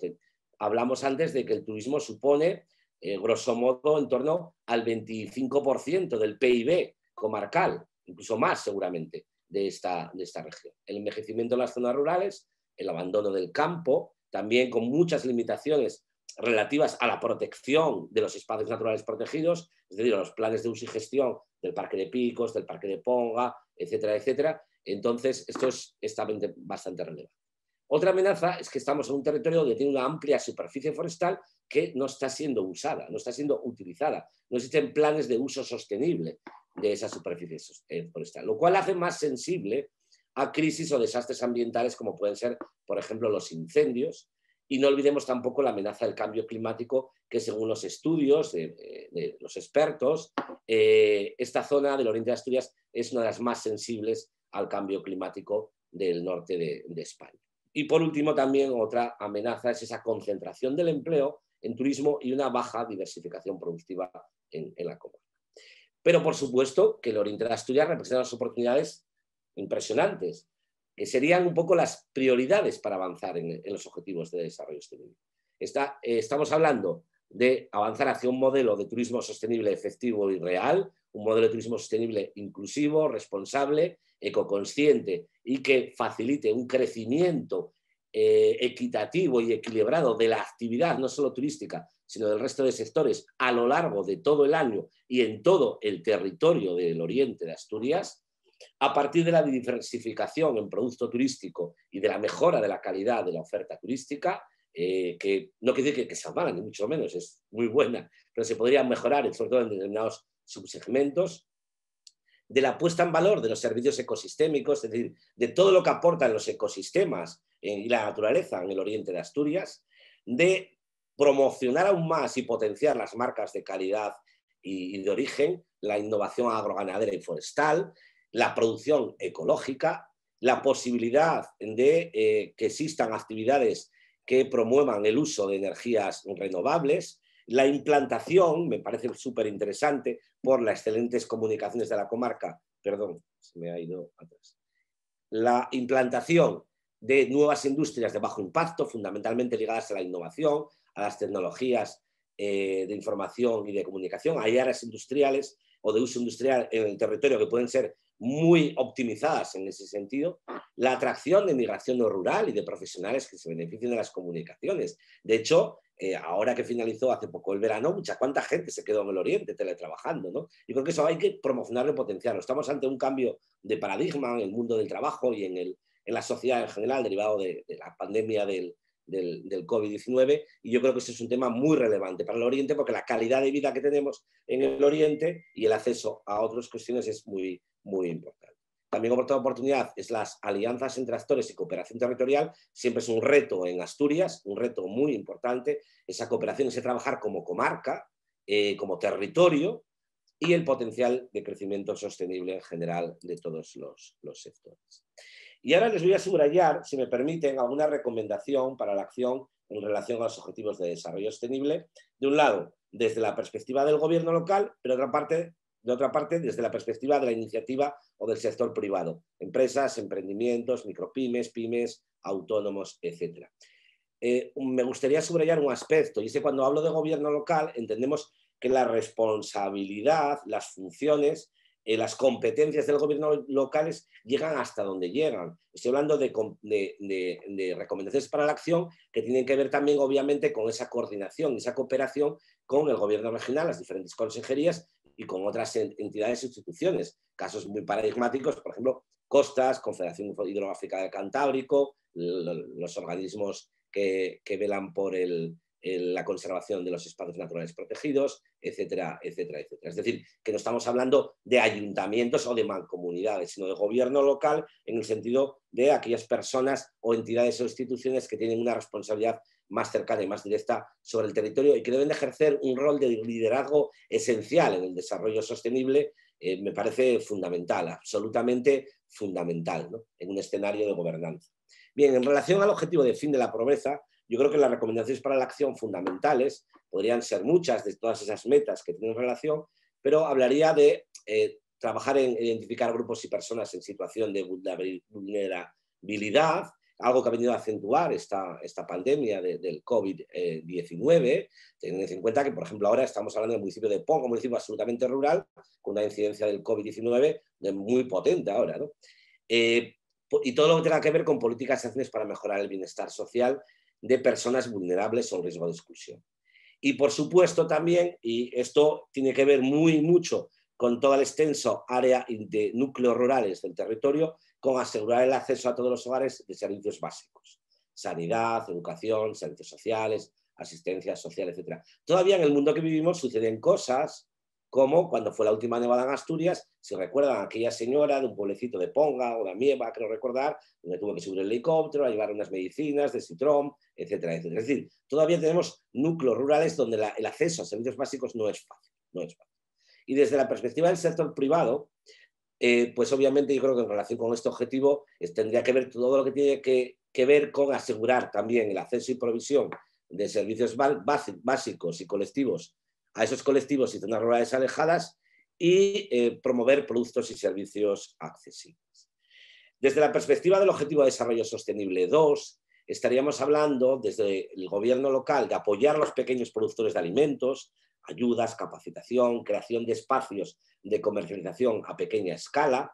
Esto tiene relación con también promover huertos de autoconsumo en terrenos públicos, potenciar las prácticas agroambientales sostenibles que mejoren esa productividad que es baja actualmente de los ecosistemas rurales de ladera y de montaña en el oriente de Asturias, y el papel que juegan en el mantenimiento de la diversidad genética y de las razas y variedades locales. Desde el sector privado, pues en lo que tenga que ver con este sector, prácticas agrarias y ganaderas sostenibles a través de la cadena de suministro, el fomento del uso de razas y variedades locales en la producción alimentaria y la colaboración con bancos de alimentos. En relación al objetivo que luego hablaremos seguramente con el Ayuntamiento de Colunga, de salud y bienestar, pues yo creo que aquí es una responsabilidad compartida la que ahora todos tenemos con relación a este ODS y sobre todo en el escenario actual de la COVID-19, ¿no? Y aquí tendríamos que hablar de no solo las cuestiones relativas a la pandemia, de control, de seguimiento, de responsabilidad colectiva e individual, sino también de los sistemas de prevención de riesgos en seguridad, higiene y salud laboral, de la reducción de la contaminación y de los ruidos, de promover hábitos y estilos de vida saludables y también de las políticas y acciones de prevención del uso y abuso de sustancias adictivas y estupefacientes, que el alcohol, la droga, pues todavía en esta zona también tiene cierta incidencia y está muy relacionada a veces con la actividad turística en épocas veraniegas, ¿no? En relación a la educación de calidad, obviamente, pues hay una recomendación clara que se está trabajando muy bien desde los gobiernos locales, que es el intentar mantener, mejorar y dotar de espacios educativos el territorio y la red de escuelas rurales, las escuelas de educación infantil, las acciones en formación de habilidades técnicas y profesionales para el empleo. Y yo me atrevería a decir que me parece perentorio en la educación y la sensibilización ciudadana y los programas de educación para el desarrollo sostenible a través de la concienciación, y este es un rol que deben de ejercer las administraciones locales a nivel de territorio. Y desde el sector privado, pues obviamente formación continua, priorizar la contratación y la capacitación, formación, el empowerment de los residentes locales y las alianzas con otras instituciones para mejorar la educación de calidad. En el ámbito de la igualdad, que también nos hablarán a continuación en los ejemplos por parte de una entidad local que desarrolla políticas muy interesantes en este sentido, pues obviamente avanzar hacia esa igualdad real y empoderamiento de las mujeres con mucho foco, me parece a mí, en las mujeres rurales, la prevención de la violencia de género, esa sensibilización y concienciación acerca de este drama, ¿no? Y las políticas de protección social. Y de la parte del sector privado, los planes de igualdad y conciliación y la aplicación de dimensión de género en las políticas de empresa de todos los sectores, desde el turismo al industrial, al forestal, al ganadero, etc. En relación con el agua limpia y el saneamiento, pues estaríamos hablando como recomendaciones principales que tienen que ver con las metas de este ODS, el mantenimiento y mejora de la red de suministro y saneamiento en los núcleos rurales, la necesaria depuración y control de vertidos, la sensibilización. Estamos hablando de una zona con una calidad ambiental de aguas muy relevante que debemos de conservar, y ahí entra un aspecto que nos preocupa a todos cada verano, que es la regulación y el control necesario entre los diversos actores, lo público y lo privado, de las actividades turísticas, deportivas y de festivas en ríos y costas. No hace falta que les ponga ejemplos, pero me parece que es un tema que genera mucho crecimiento económico que debemos de controlar y regular, porque este objetivo de desarrollo sostenible nos lo dice. Todo lo que tenga que ver con la promoción del uso responsable del agua y, por supuesto, con la protección de los ecosistemas fluviales y de los ecosistemas costeros, que están recibiendo un uso muy intensivo en los meses estivales por parte de la actividad turística. Desde el sector privado, pues una gestión sostenible y responsable del ciclo del agua en toda la cadena de suministro y en los procesos de producción, por supuesto, y desde el sector privado turístico, las buenas prácticas y prevención y las prácticas de turismo responsable en todo lo que tenga que ver con actividades de turismo activo, la necesaria sensibilización y concienciación de los turistas que viajan y disfrutan de un entorno natural en actividades de experiencia turística, pero que también deben de contribuir a la preservación de ese entorno, que es su principal recurso turístico y ambiental.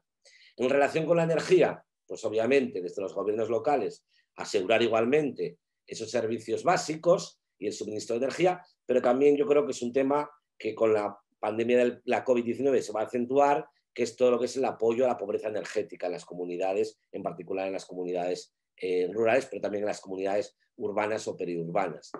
El aumento del uso de energías renovables, la mejora de la eficiencia energética y esa sensibilización ciudadana. Y de la parte, digamos, del sector privado, pues aumentar el uso de energías renovables y mejorar siempre la eficiencia energética en todos los sectores. Este es un componente claramente multiactor. En relación al objetivo de desarrollo sostenible de trabajo decente y crecimiento económico, pues los gobiernos locales tienen también unas posibilidades para la acción importantes. Propiciar, y que me consta que se están desarrollando, propiciar la cultura emprendedora, la creación de microempresas, pero también la atracción, retención y competitividad de pymes, de emprendedores, de micropymes, sobre todo al territorio, en áreas como innovación industrial, agroambiental, producción local y nuevas tecnologías. Me parece que este territorio representa, como ninguno de Asturias, unas oportunidades muy relevantes en este aspecto. Las políticas de empleo juvenil y, vuelvo a insistir, avanzar hacia un modelo de turismo sostenible y responsable en todo el territorio que mantenga los puestos de trabajo, que conserve el territorio, que conserve sus valores naturales y culturales y que promueva los productos locales. De la parte del sector privado, las políticas de contratación y remuneración, la reducción de la estacionalidad, favorecer la contratación juvenil y, por supuesto, entornos de trabajo seguros, sin riesgos, etcétera, etcétera. El siguiente objetivo de desarrollo sostenible sería el de la industria, innovación e infraestructura. Desde los gobiernos locales, lo mencioné muy brevemente anteriormente, promover iniciativas innovadoras y de economía circular. Tenemos áreas industriales, pequeños polígonos o áreas industriales en casi todos los concejos del territorio, que creo que sería un excelente polo para desarrollar este tipo de iniciativas, ¿no? Propiciar la innovación, el emprendimiento, la atracción de startups, con esa palabra, como comentaba anteriormente, y intentar mejorar el acceso a las comunicaciones y a las tecnologías de información y comunicación en las zonas rurales, lo cual también tiene que ver con, obviamente, con las operadoras de comunicaciones, pero es un reto relevante, es un indicador muy importante, ¿no? Desde el sector privado, innovación y tecnología, construcción sostenible con materiales locales, innovación turística y trabajar en la creación de clúster de empresas innovadoras a nivel, por ejemplo, del sector agrario, forestal, del sector turístico, etc. En relación al objetivo de desarrollo sostenible de reducción de las desigualdades, el 10, desde la perspectiva de los gobiernos locales, facilitar la integración plena y sobre todo la igualdad de la población migrante, que es bastante relevante en algunos municipios, caso, por ejemplo, concreto de Llanes. Muy relevante el importante índice de población migrante y hay que trabajar, o seguir trabajando en esa integración plena, en esa igualdad y también no descuidar obviamente a los colectivos desfavorecidos y vulnerables que existen en el territorio. Políticas de vivienda y protección social, pero también a su vez facilitar una migración y la atracción de talento al territorio. Desde el sector privado, políticas de igualdad y diversidad, condiciones laborales y, por supuesto, lo más importante para mí, la clara discriminación positiva a favor de los proveedores locales.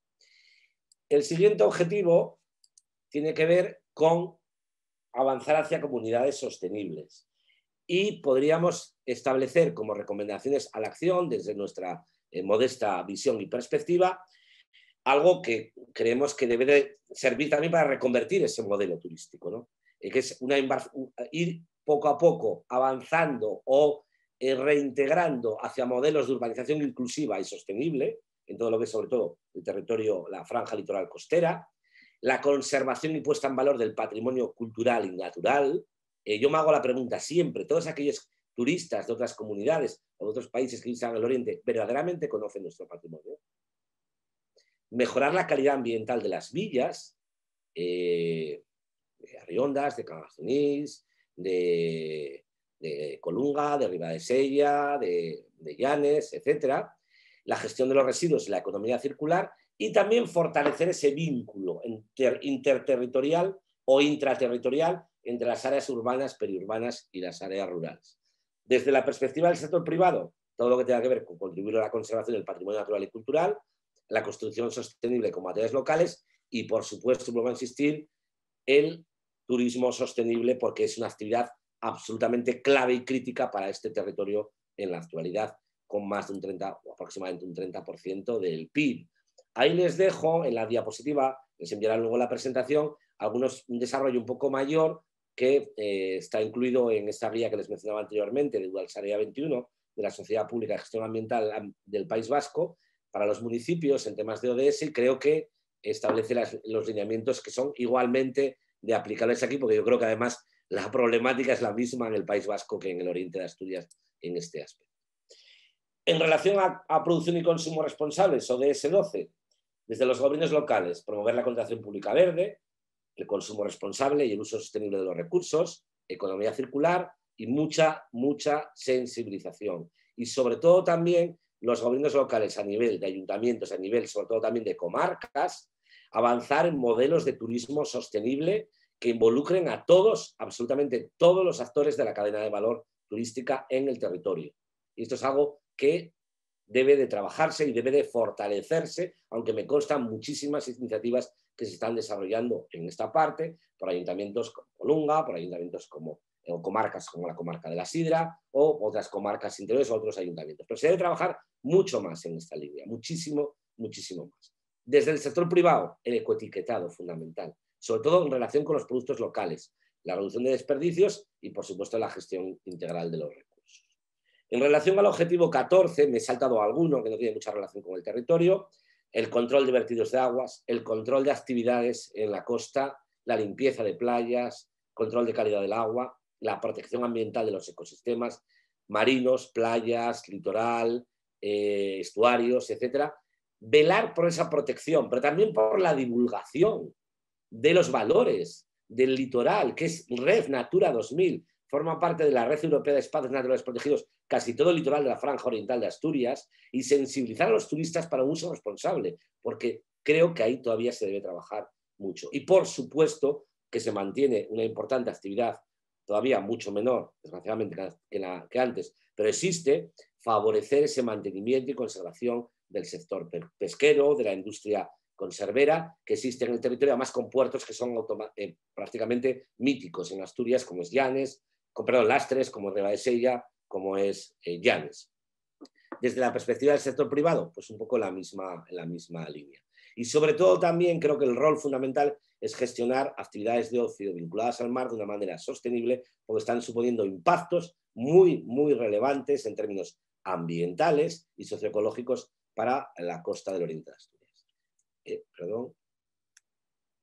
Y desde los ecosistemas terrestres, ODS 15, pues yo creo que también guarda un poco relación con lo comentado anteriormente, detener la pérdida y deterioro de hábitats, restauración y uso sostenible de los ecosistemas, criterios claros y concretos y reales y efectivos y visibles de sostenibilidad en la planificación y la gestión urbana, que creo que todavía es un reto muy relevante, protección de la biodiversidad, control de especies invasoras, que también es la zona de Asturias con mayor riesgo de extensión de especies invasoras en el territorio, solo hace falta echar un vistazo alrededor, control de actividades turísticas sobre los ecosistemas, la presión ambiental es muy relevante, y orientar el desarrollo rural en las zonas de montaña hacia la conservación de la biodiversidad y del paisaje y de esos ecosistemas campesinos, actuar sobre el reto demográfico. Desde el sector privado, gestión forestal sostenible, todavía creo que es un área de potencial crecimiento muy importante en esta comarca de Asturias, gestión sostenible de los recursos, y para mí lo más relevante es que los valores ecológicos, paisajísticos y de biodiversidad del oriente de Asturias siempre tienen que estar en el eje de la promoción de un turismo más sostenible para el territorio. Y finalmente, y voy cerrando ya para dar paso a este coloquio con 3 entidades que nos van a contar casos prácticos muy interesantes en el oriente de Asturias, desde la entidad local y desde 2 empresas privadas, insistirles en que la gobernanza es clave en el avance hacia los objetivos de desarrollo sostenible. Ese gobierno de los actores, esa cooperación y cooperación entre los actores involucrados es esencial, con el liderazgo de los gobiernos locales, pero siempre con la participación de todos y de todas. Un gobierno que además podemos medir a través de indicadores. Y yo creo que aquí se puede avanzar todavía mucho en esas redes de actores en el territorio que permitan encontrar soluciones y poner en valor oportunidades. Es decir, trabajar en gobernanza. La gobernanza en la gestión de un territorio se basa fundamentalmente en 2 ejes, que es el liderazgo, pero también la ejecución eficaz. Es decir, trabajar en un desarrollo sostenible, en un avance hacia los objetivos de desarrollo sostenible en el territorio, en el oriente de Asturias, que presenta grandes fortalezas, pero también importantes retos en los próximos años para avanzar hacia una sostenibilidad territorial real, equilibrada, inclusiva y para todos y para todas los que viven allá y los que vivimos a veces o visitamos con frecuencia ese territorio y atraer crecimiento económico sostenible. Bueno, y con todo esto acabo mi presentación. Seguro me extendí más de la cuenta, como siempre, me rendirá Gemma. Muchísimas gracias y ahora vamos a dar paso al coloquio de casos y experiencias prácticas y vamos a presentar a las personas que nos acompañan en la mesa, que si pueden compartir pantalla un segundín para que ya las vayamos visualizando. Tenemos a Sandra Cuesta, que es la alcaldesa del Ayuntamiento de Colunga. Tenemos a Pedro Ruiz, que es responsable de Medio Ambiente y Sostenibilidad de Nestlé. Buenos días, Sandra. Buenos días, Pedro. Y buenos días, Alicia. Tenemos a Alicia Palacios, que es gerente del grupo Nature, del grupo de hoteles Nature. Y creo que son 3 excelentes ejemplos de lo que acabamos de comentar, de cómo afrontar esos retos y encontrar oportunidades para un desarrollo sostenible. La dinámica que vamos a seguir a continuación va a ser hacerles una pregunta para que ellos pongan sus casos de éxito o sus proyectos, y vamos a comenzar por Nestlé, seguidamente por el grupo Nature y finalizará Sandra, alcaldesa del Ayuntamiento de Colunga, desde la parte de la entidad local, y luego haremos otra ronda, si les parece. ¿De acuerdo? Comenzamos entonces por ti, Pedro, por favor. Buenos días. Si activas el micrófono.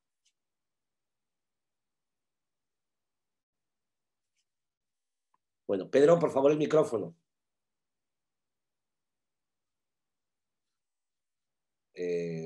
Ahora, buenos días, ¿me escucháis?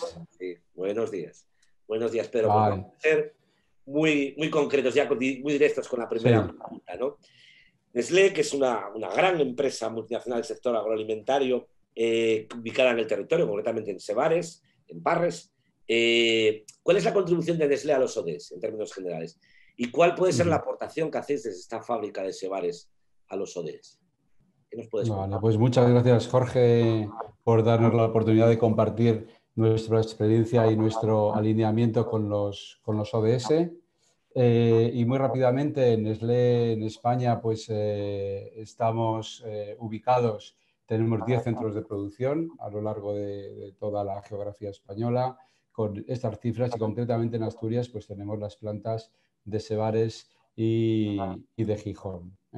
Estas son las principales marcas. En Gijón, como sabéis, lo que fabricamos son leches infantiles, tarritos infantiles y básicamente son esos productos, pero a lo que quería llegar es a cuál es nuestro modelo de negocio y cómo nosotros trabajamos en la creación de valor compartido. Allí donde Nestlé se instala, pues aparte de crear valor para la propia empresa y para los accionistas, pues también nos preocupamos de crear valor para la sociedad allí donde nos ubicamos. Y representamos la creación de valor compartido a través de esta pirámide en la que en el centro ponemos la sostenibilidad como entendida como protección del futuro. Entonces, creamos valor para los accionistas y también para la sociedad y además lo ligamos con el propósito de la empresa, que no es otro que el de mejorar la calidad de vida y contribuir a un futuro más saludable, pero basado en el respeto por las personas y familias, por las comunidades y por el planeta. Y aquí os dejaré en el material ahora, porque no tenemos tiempo, cómo se puede alinear este propósito de Nestlé con los ODS, con los principales ODS que veo aquí. Si nos vamos ya al término de las fábricas, ya que en Asturias tenemos una fábrica, pues nosotros aterrizamos este compromiso a través de nuestra gestión medioambiental, que incluimos en el Plan Estratégico de Sostenibilidad. En el conjunto de las fábricas, de las 10 fábricas de Nestlé España, hemos reducido un 60% el uso de agua, tomando como referencia el año 2010. Hemos reducido un 13% las emisiones de gases de efecto invernadero y hemos reducido un 96% los residuos a vertedero.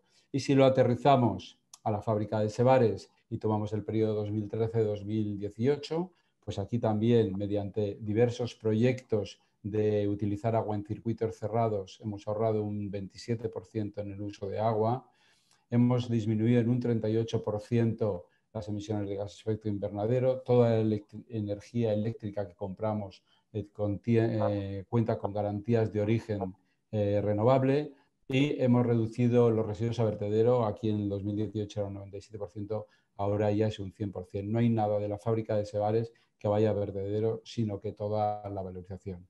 Simplemente con esta gestión ambiental es como contribuimos en este caso a los ODS más ambientales y luego pues creando empleo, fabricando alimentos, es como contribuimos al resto. Pues muchísimas gracias, excelente ejemplo, que además ha sido muy ilustrativo. Gracias, Pedro. Luego volveremos con una segunda pregunta y damos paso a Alicia, por favor. Alicia, comparte pantalla y micrófono. Bueno, desde el grupo Nature, de Hoteles Nature, Alicia nos va a contar pues algunos temas muy interesantes, radicalmente diferentes, ¿no? Y sobre todo en esa apuesta por un turismo sostenible, que antes yo insistía mucho, creo que son un ejemplo en ese sentido, ¿no? Desde hace tiempo vosotros estáis desarrollando muchas iniciativas, ¿no? Muy pegadas al territorio, en aquellos lugares sobre todo donde se ubican vuestros hoteles y que están muy ligadas al ODS de producción responsable y también al de conservación de ese ecosistema campesino, la protección de razas autóctonas, de cultivos ecológicos. Y últimamente hasta producís vino, ¿verdad? En el Oriente. Esto es algo totalmente innovador, ¿no? Cuéntanos un poco de esos proyectos, Alicia. Sí, buenos días a todos. Realmente, bueno, pues desde el Grupo Nature al final entendemos el turismo de una manera transversal. No solamente son empresas turísticas de hotelería, de restauración, sino que también es importante el sector primario que hay en el restaurante, la ganadería, las queserías, los productores que al final abastecen a los comercios, a los restaurantes de la empresa turística. Entendemos que es una forma sostenible, pero también sostenida, de entender el turismo, sostenible porque realmente pretendemos generar riqueza en el territorio, poner en valor los pueblos y la forma de vida tradicional y sostenida porque no es algo a corto plazo, sino que ha venido para quedarse, y nuestra idea es poder generar empleo y riqueza en el territorio. Y lo que de verdad hace que sea diferente la empresa turística no son las instalaciones en sí, sino que realmente es el entorno natural que lo rodea y el propio territorio. Tenemos un concepto que es hoteles gourmet, el slow food, productos de calidad y productos realmente o bien propios o bien de los productores locales, pero el tema de slow no solamente es en la gastronomía, sino que también es en la construcción. Por ejemplo, en Pueblo Astur utilizamos todo materiales de la zona, tenemos obras de arte de artesanos locales, incluso es otra manera de slow, que es el slow life, que es realmente contar con proveedores locales de experiencias de ecoturismo y de actividades que al final muestran el entorno natural a todos nuestros turistas, clientes y visitantes. Una cosa que estamos entendiendo ahora, como somos amantes de la tierra y del territorio, porque bueno, somos de pueblo y para nosotros el pueblo lo queremos poner en valor porque es realmente lo que hace diferente el turismo de esta zona, es que en Nevares pues estamos recuperando un poco pues, el patrimonio del Palacio de Nevares, porque tiene mucha historia, pero también emprendimos creando, pues plantando, más que creando, viñas, pumaradas. Y bueno, tenemos más de 7 hectáreas de terreno y ahora vamos a empezar con una plantación de avellanos y cerezos.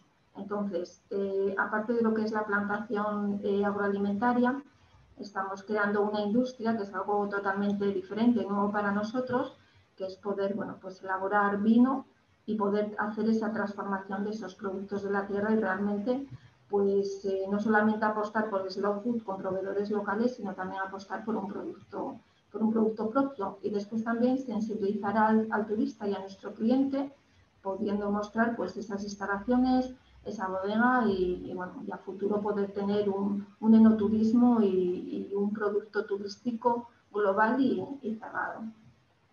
Pues muchísimas gracias, la verdad es que excelente, compartimos esa visión y desde luego apetece un vino ya de esos hasta ahora, ¿no? Y bueno, damos paso ya a la visión desde la administración local, desde los gobiernos locales. Sandra Cuesta, alcaldesa del Ayuntamiento de Colunga, que nos consta que vosotros desde la perspectiva de los ODS tenéis un enfoque muy global y muy transversal, ¿verdad? ¿No? Y lo trabajáis a través de grupos de participación ciudadana, lo cual es verdaderamente relevante, ¿no? Porque llega y permea a la ciudadanía esa difusión, esa apropiación de los objetivos de desarrollo sostenible. Cuéntanos un poco más de esos grupos de participación local, Sandra, y qué acciones estáis desarrollando. Bueno, nosotros, lo primero de todo, agradeceros, tanto Jorge, al Club de Calidad, y desde luego a nos está escuchando, porque es interesante estos encuentros entre la iniciativa privada y las instituciones para poder desarrollar más allá de lo que desde las propias instituciones podemos hacer, ¿no? Oigo un ruido de fondo, no sé si alguien tiene el teléfono. No. Bien, nada, ya pasó. Con respecto a lo que comentábamos, nosotros entendemos desde el principio, además, desde que llegué a la alcaldía hace aproximadamente un año, que la intervención de la ciudadanía era fundamental para el desarrollo de los territorios en general. Y máxime cuando hablamos de este tipo de participación, ¿no? Nos referimos primero a detección de problemas o necesidades que nos afectan a todos y a todas, a la búsqueda y a la ejecución de soluciones en las que también la propia ciudadanía deban de ser partícipes, al reconocimiento de los propios objetivos de desarrollo sostenible. Esa participación nos permite pues, generar identidad colectiva en torno al territorio, nos une, genera consenso en torno a las soluciones y a la propia problemática, pero además es un legítimo derecho que no podemos obviar desde las instituciones, ¿no?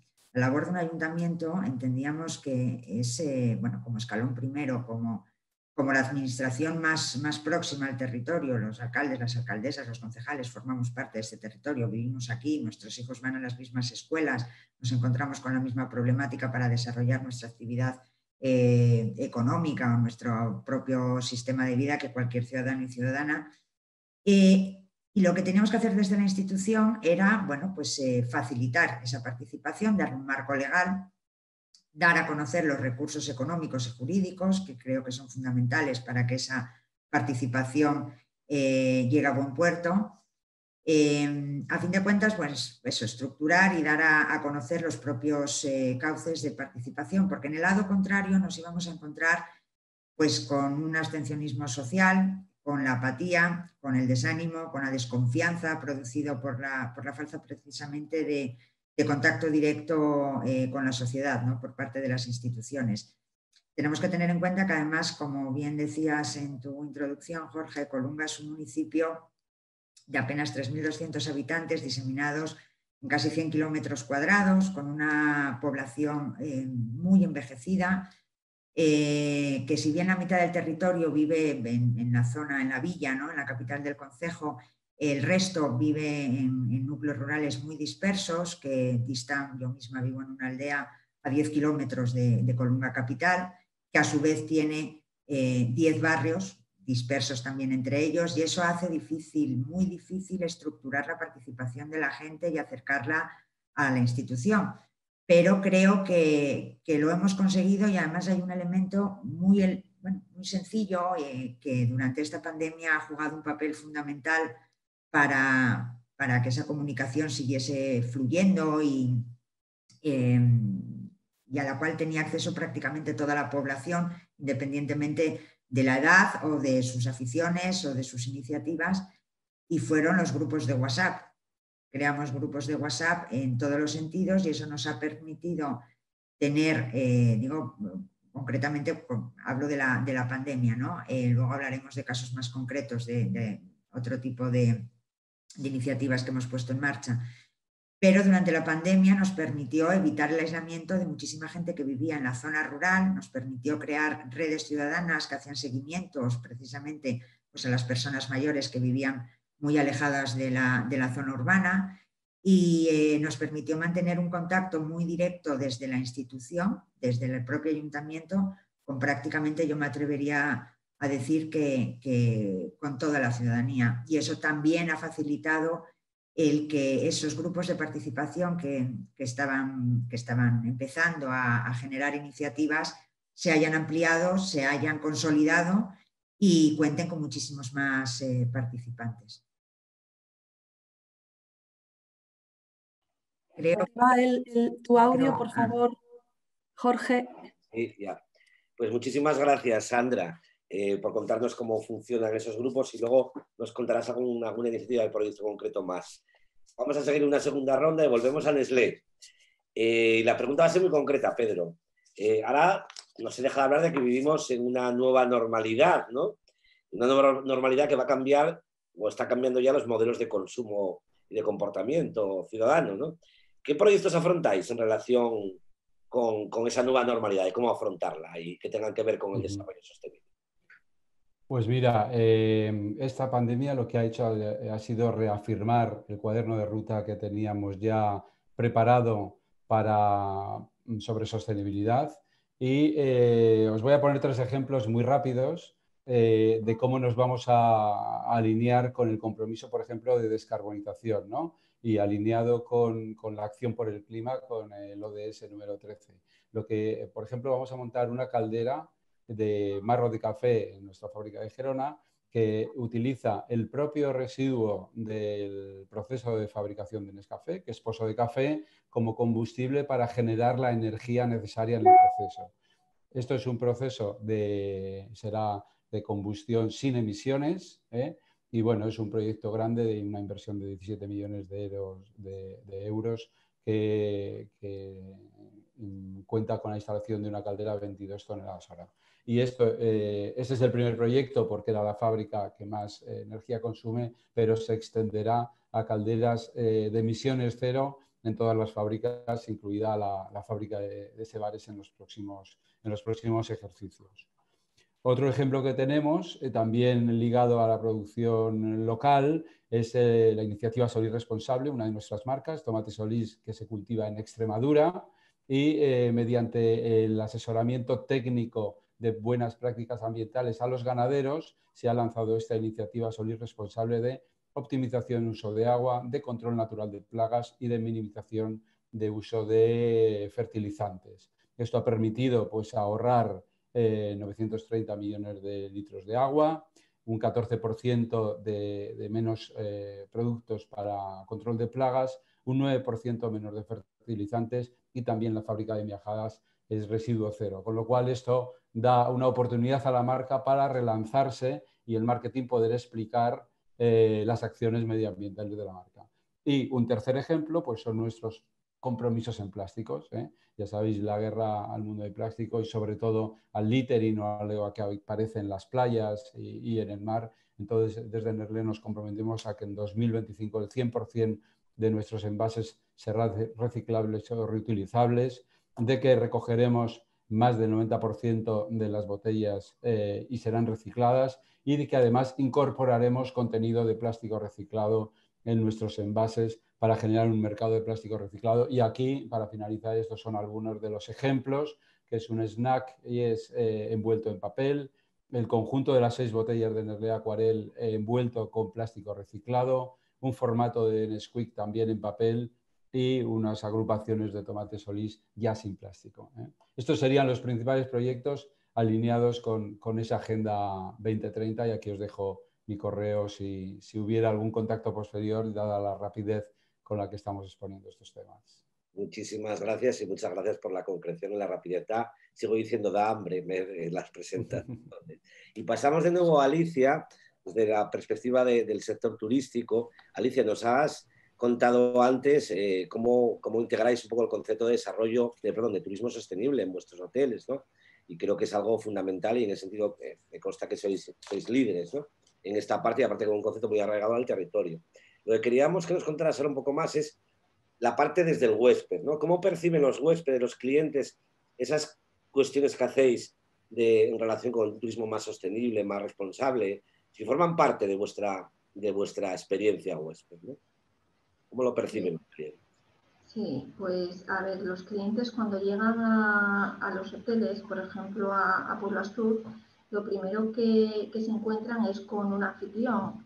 Esa persona que es su persona de confianza, al final es la persona que les traslada pues un poco lo que pueden hacer en la zona.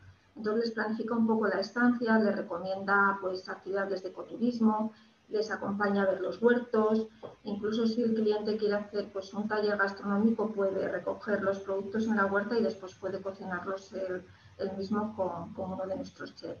Entonces realmente la experiencia que puede tener el huésped es una experiencia 360 y lo que siempre intentamos es integrar los hoteles con el entorno natural y sobre todo con el pueblo, que el cliente pueda recorrer el pueblo, pueda verlo, disfrutarlo y al final valorar también, igual que nosotros valoramos el pueblo y el entorno rural, porque al final ese es el verdadero valor. Después también lo que les contamos es que eliminamos el papel del hotel, por ejemplo ellos lo ven que tenemos una suite pad con la información y con un contacto directo con el anfitrión y después también a la hora de ver los vinos tienen una vinipad, con lo cual todo es digital. La parte de compostaje que también la ven, la geotermia, tenemos un manantial de agua propio. Entonces, esa parte de sostenibilidad la tenemos totalmente integrada en el concepto de corresor, que es lo que intentamos trasladar al huésped. Después, también lo que hacemos dentro del Grupo Nature para un poco contribuir con los ODS, sobre todo con el ODS 8, es participar en programas de mentorado, no solamente con el destino, intentando ser conectores entre los diferentes agentes que hay dentro del territorio, sino que también en programas de mentorado, de inserción laboral, de formación, pues ayudando pues, a jóvenes, ¿no? Pues a esa inserción laboral en el sector turístico, a colectivos de mujeres y que realizamos pues, esa parte de colaboración, ¿no? con el entorno. Y después una cosa muy interesante que pusimos en marcha con Nevares es a través de la plantación y la reducción de la huella de carbono. Es decir, el sector turístico pues deja una huella de carbono y de emisión de CO2 en la atmósfera. Entonces, con la plantación de árboles y con el bosque, por ejemplo, de Pueblo Astur, con Bosque Astur, sí que se intenta minimizar al máximo pues, esa huella de carbono. Se calcula que una hectárea de bosque nuevo es capaz de capturar 4 toneladas de CO2 al año. Entonces, bueno, esa es un poco nuestra contribución también a reducir esa huella medioambiental. Muchísimas gracias, Alicia. Creo que es un excelente ejemplo de cómo abordar el turismo sostenible desde vuestra empresa y desde luego con resultados muy exitosos. O sea, muchísimas gracias. Una visión totalmente complementaria y enriquecedora de Nestlé. Y vamos a finalizar las intervenciones de nuevo con Sandra, alcaldesa del Ayuntamiento de Colunga, y con preguntas ya muy concretas, ¿no, Sandra? En relación a esos objetivos que están muy directamente implicados, en los que están implicados los gobiernos locales, como mencionaba Verónica de Forética antes en su presentación. Y cuéntanos algunas acciones o proyectos concretos que se están haciendo en relación con salud y bienestar, con el objetivo 3, con educación, que es el objetivo 4, con igualdad, que es el objetivo 5, con igualdad de género. Cuéntanos alguna acción o proyecto concreto. Bueno, nosotros, lo primero de todo, comentar que los ODS los trabajamos de manera bastante transversal, es decir, en prácticamente todas las actividades, todas las iniciativas que se desarrollan en el ayuntamiento, desde urbanismo hasta servicios sociales, los ODS intentamos que estén presentes y que además nos asesoramos por técnicos, cada uno de un área que bueno, nos ayuda a no perder de vista cuestiones tan concretas como los que plantean los Objetivos de Desarrollo Sostenible, ¿no?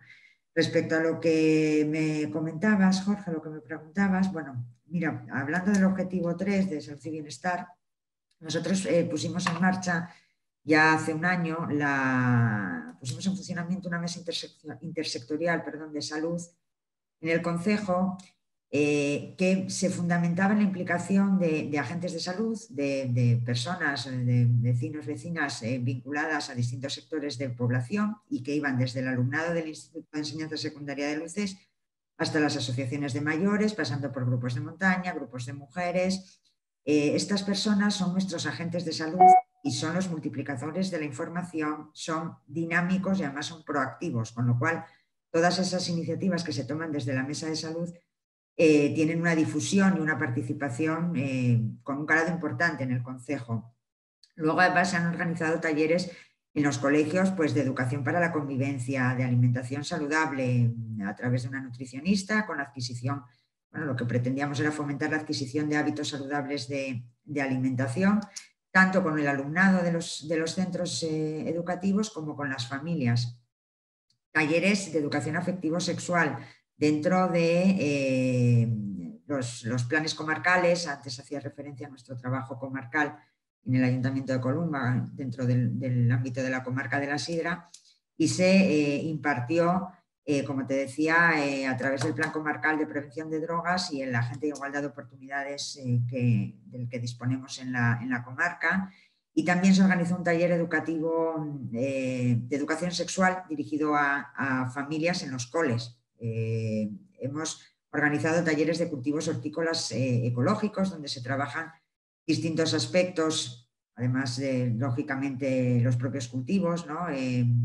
Fundamentalmente se trabajaban las relaciones interpersonales, la toma de decisiones en grupo, el reparto de cultivos, de tareas, los turnos y la adquisición de hábitos alimenticios bueno, pues más saludables de cara a incorporar verdura de cultivo ecológico a la alimentación. Por otro lado, bueno, ya te digo que el trabajo desde los grupos de participación es fundamental porque trabajamos sistemáticamente con ellos, sobre todo con los grupos de participación infantil y juvenil, los ODS de manera transversal en todas las actividades. Por poner un ejemplo muy concreto, durante la pandemia hicieron una labor informativa y de difusión a la población durante todo lo que fue, digamos, el confinamiento. Elaboraron una especie de cómic informando a la población juvenil especialmente de qué medidas adoptar y lo distribuyeron a través de redes sociales.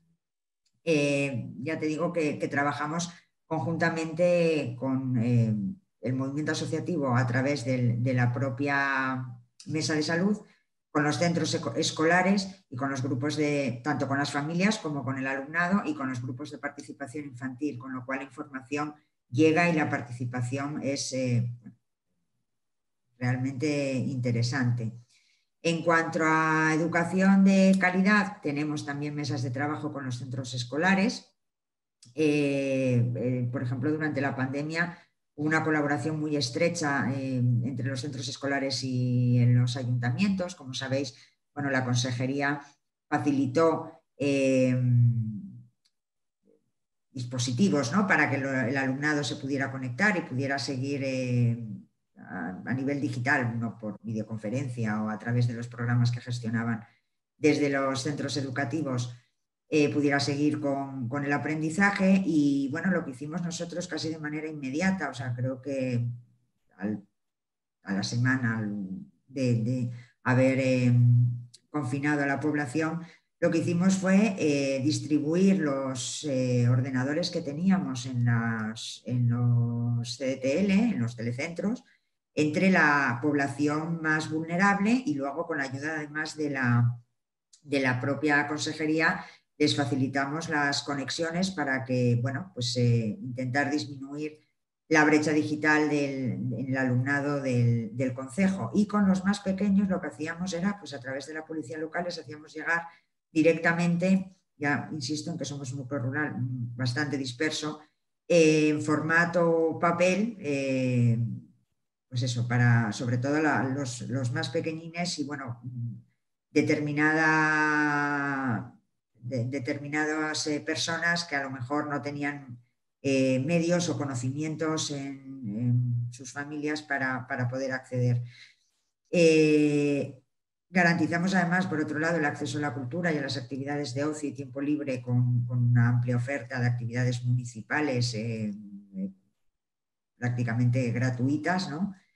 Y además, ya hace un añito estamos dotando a las zonas rurales más alejadas de Internet, de un Internet bastante digno, a través de una cooperativa de usuarios, es esta feria.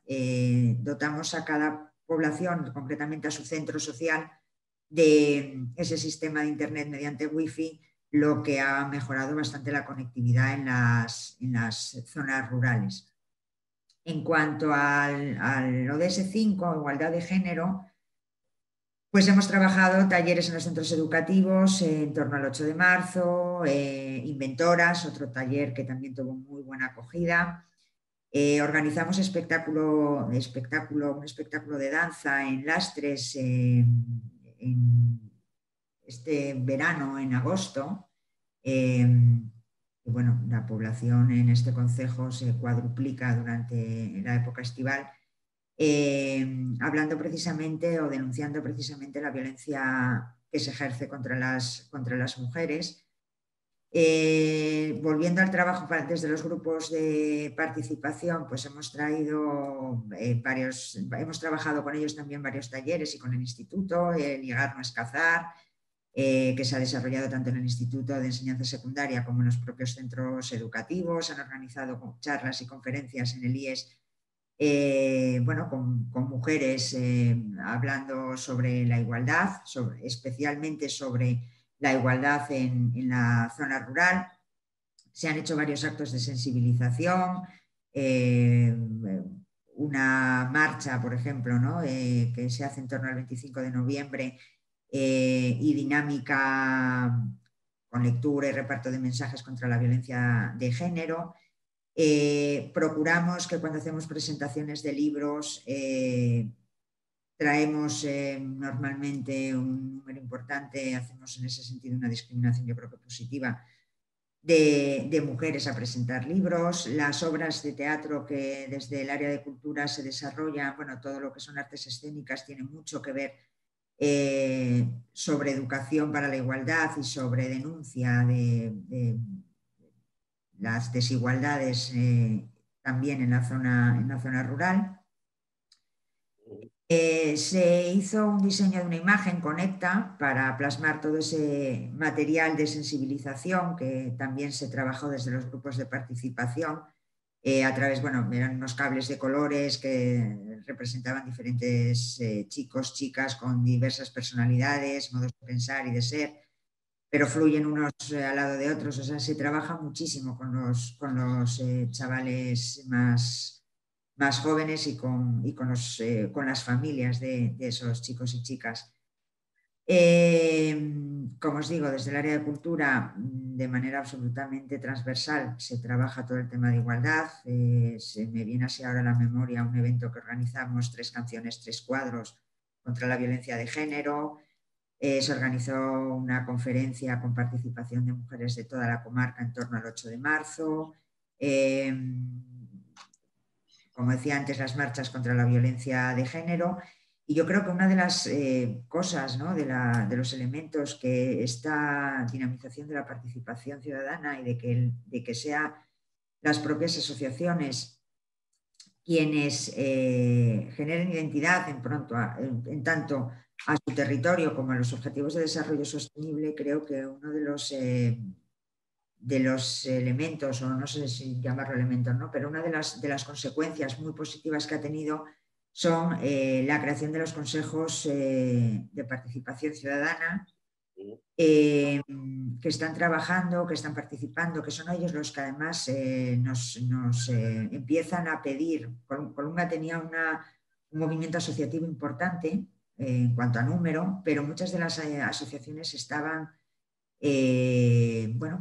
paradas, organizaban anualmente una actividad muy concreta. Creo que están empezando a trabajar en grupo y creo además que están dejando un poco esa perspectiva que a veces tenemos las instituciones con respecto a determinados movimientos asociativos, ¿no?, que nos planteamos siempre, ¿qué puedo hacer por mí, mi ayuntamiento?, en lugar de empezar a plantearnos cómo puedo yo mejorar mi comunidad o mi territorio.